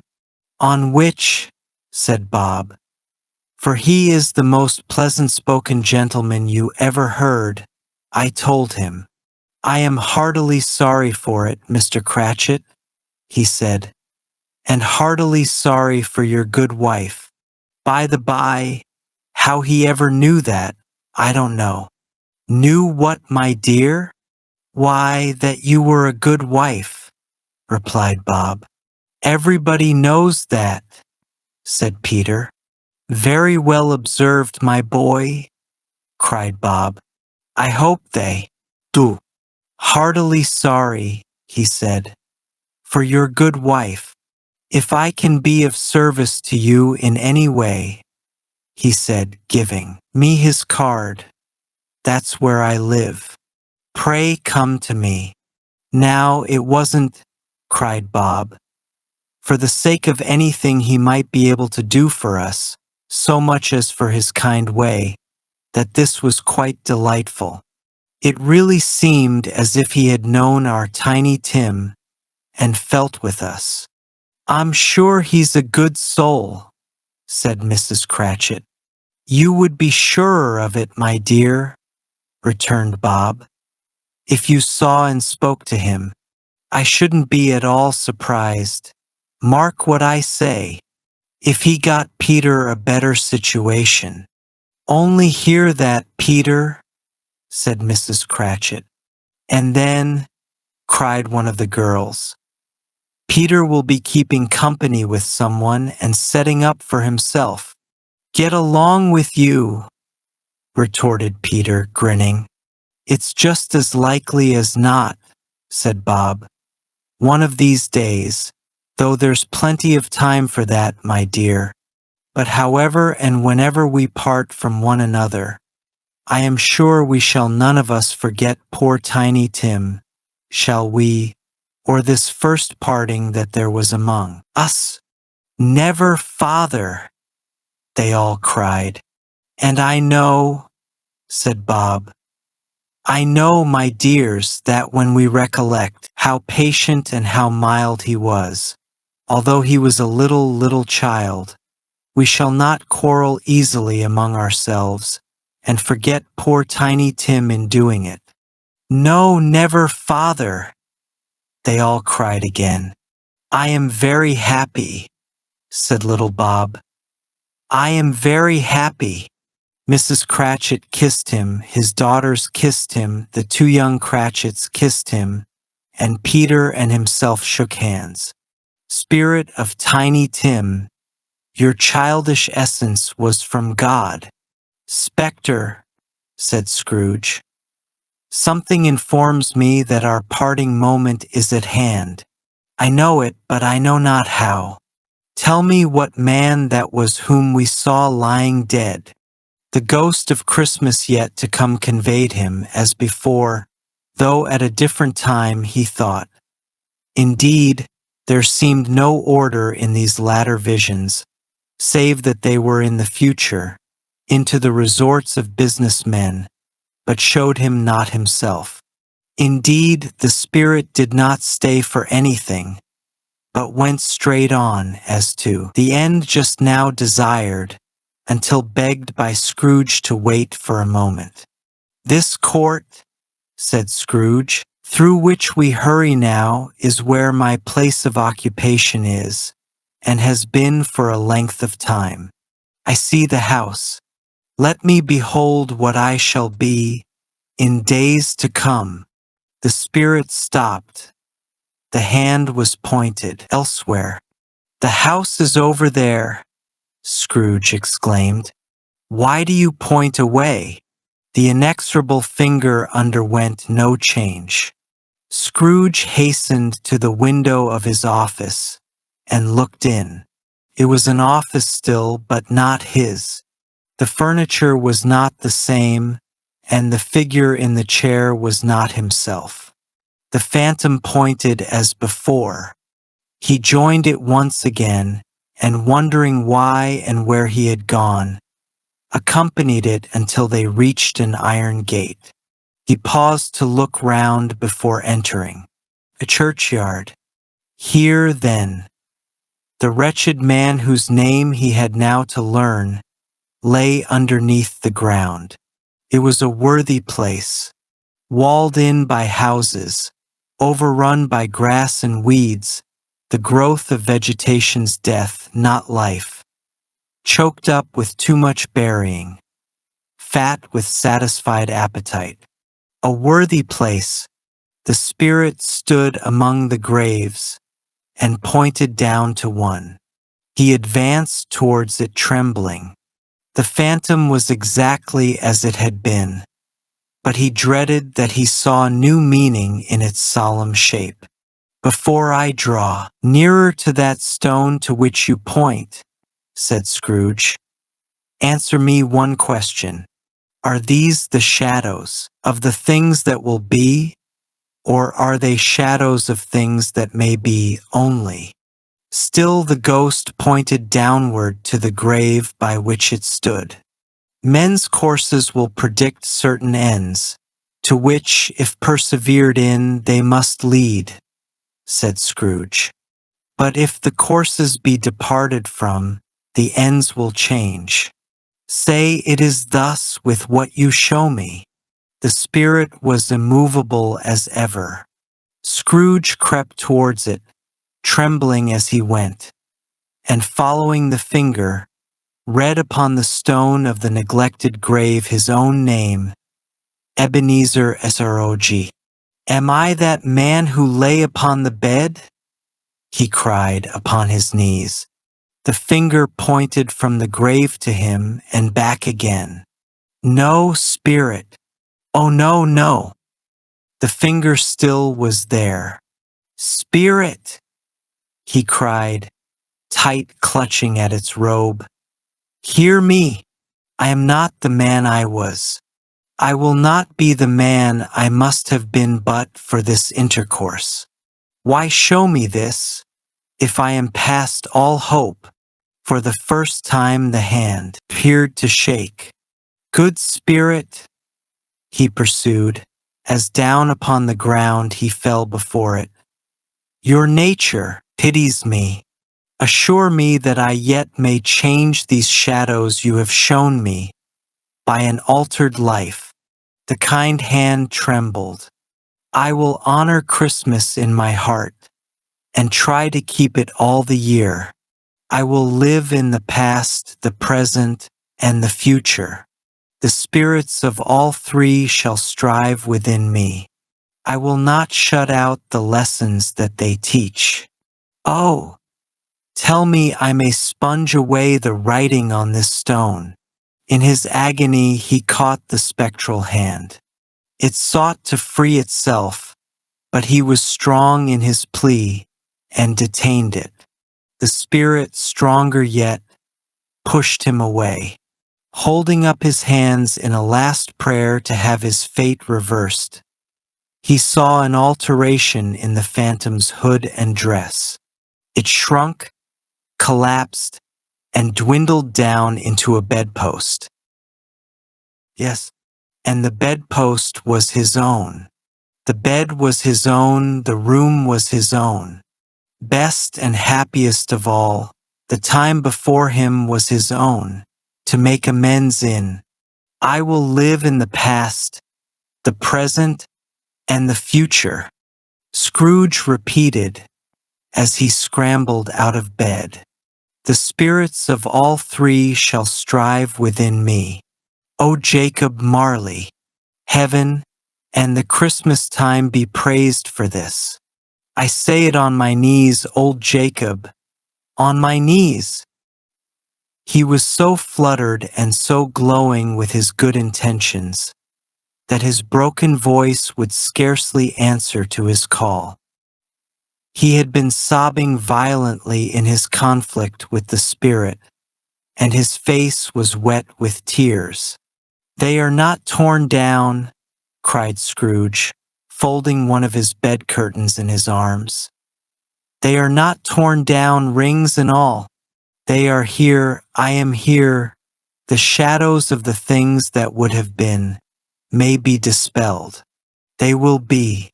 I know they will. His hands were busy with his garments all this time, turning them inside out, putting them on upside down, tearing them, losing them, making them parties, to every kind of extravagance. I don't know what to do, cried Scrooge, laughing and crying in the same breath, and making a perfect clown of himself with his stockings. I am as light as a feather. I am as happy as an angel.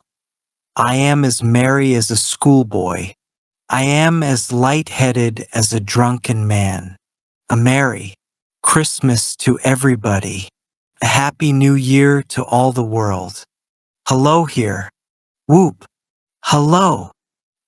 He had run into the sitting room and was now standing there, perfectly winded. There's the saucepan that the soup was in, cried Scrooge, starting off again and going round the fireplace. There's the door by which the ghost of Jacob Marley entered. There's the corner where the ghost of Christmas present sat. There's the window where I saw the wandering spirits. It's all right. It's all true. It all happened. Ha ha ha. Really, for a man who had been out of practice for so many years, it was a splendid laugh. The father of a long, long line of brilliant laughs. I don't know what day of the month it is, said Scrooge. I don't know how long I've been among the spirits. I don't know anything. I'm quite a baby. Never mind. I don't care. I'd rather be a baby. Hallo. Whoop. Hello here. He was checked in his transports by the church's ringing out the lustiest sounds he had ever heard. Clash, clang, hammer, ding, dong, bell. Bell, dong, ding. Hammer, clang, clash. Oh, glorious, glorious. Running to the window, he opened it and put out his head. No fog, no mist. Clear, bright, cheerful, stirring cold. Cold, piping for the blood to dance to. Golden sunlight, heavenly sky, sweet fresh air, merry bells. Oh, glorious, glorious. What's today? Cried Scrooge, calling downward to a boy in Sunday clothes, who perhaps had wandered in to look about him. Etch, returned the boy with all his might of wonder. What's today, my fine fellow? Said Scrooge. Today, replied the boy. Why, Christmas Day. It's Christmas Day, said Scrooge to himself. I haven't missed it. The spirits have done it all in one night. They can do anything they like. Of course they can. Of course they can. Hello, my fine fellow. Hello, returned the boy. Do you know the poultry shop? In the next street but one, at the corner? Scrooge inquired. I should hope I did, replied the lad. An intelligent boy, said Scrooge. A remarkable boy. Do you know whether they've sold the prize turkey that was hanging up there? Not the little prize turkey, the big one. What, the one as big as me? Returned the boy. What a delightful boy, said Scrooge. It's a pleasure to talk to him. Yes, my buck. It's hanging there now, replied the boy. Is it? Said Scrooge. Go and buy it. What? Exclaimed the boy. No, no, said Scrooge. I am in earnest. Go and buy it and tell them to bring it here, that I may give them the direction where to take it. Come back with the man, and I'll give you a shilling. Come back with him in less than 5 minutes, and I'll give you half a crown. The boy was off like a shot. He must have had a steady hand at a trigger who could have got a shot off half so fast. I'll send it to Bob Cratchit's, whispered Scrooge, rubbing his hands and splitting with a laugh. He shan't know who sends it. It's twice the size of Tiny Tim. No one ever made such a joke as sending it to Bob's will be. The hand in which he wrote the address was not a steady one, but write it he did somehow and went downstairs to open the street door ready for the coming of the poultry seller's man. As he stood there waiting his arrival, the knocker caught his eye. "I shall love it as long as I live," cried Scrooge, patting it with his hand. "I scarcely ever looked at it before. What an honest expression it has in its face. It's a wonderful knocker. Here's the turkey. Hallo. Whoop. How are you? Merry Christmas." It was a turkey. He never could have stood upon his legs. That bird. He would have snapped them off in a minute like sticks of sealing wax. "Why, it's impossible to carry that to Camden Town," said Scrooge. "You must have a cab." The chuckle with which he said this, and the chuckle with which he paid for the turkey, and the chuckle with which he paid for the cab, and the chuckle with which he paid the boy, were only to be exceeded by the chuckle with which he sat down breathless in his chair again, and chuckled till he cried. Shaving was not an easy task, for his hand continued to shake very much, and shaving requires attention even when you don't dance while you are at it. But if he had cut the end of his nose off, he would have put a piece of sticking plaster over it and been quite satisfied. He dressed himself all in his best, and at last got out into the streets. The people were by this time pouring forth, as he had seen them with the ghost of Christmas present, and walking with his hands behind him, Scrooge regarded everyone with a delighted smile. He looked so irresistibly pleasant, in a word, that 3 or 4 good-humored fellows said, "Good morning, sir. A Merry Christmas to you." And Scrooge said often afterwards that of all the happy sounds he had ever heard, those were the happiest in his ears. He had not gone far when, coming on towards him, he beheld the gentleman who had walked into his counting-house the day before and said, "Scrooge and Marley's, I believe?" It sent a pain across his heart to think how this old gentleman would look upon him when they met. But he knew what path lay straight before him, and he took it. "My dear sir," said Scrooge, quickening his pace, and taking the old gentleman by both his hands. "How do you do? I hope you succeeded yesterday. It was very kind of you. A Merry Christmas to you, sir." "Mr. Scrooge." "Yes," said Scrooge. "That is my name, and I fear it may not be pleasant to you. Allow me to ask your pardon. And will you have the goodness—" Here Scrooge whispered in his ear. "Lord bless me!" cried the gentleman, as if his breath were taken away. "My dear Mr. Scrooge, are you serious?" "If you please," said Scrooge.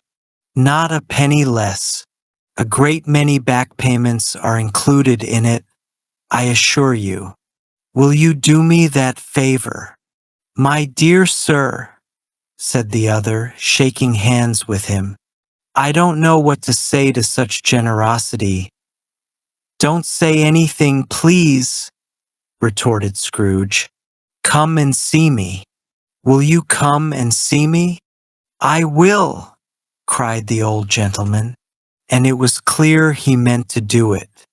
"Thank ye," said Scrooge. "I am much obliged to you. I thank you 50 times. Bless you."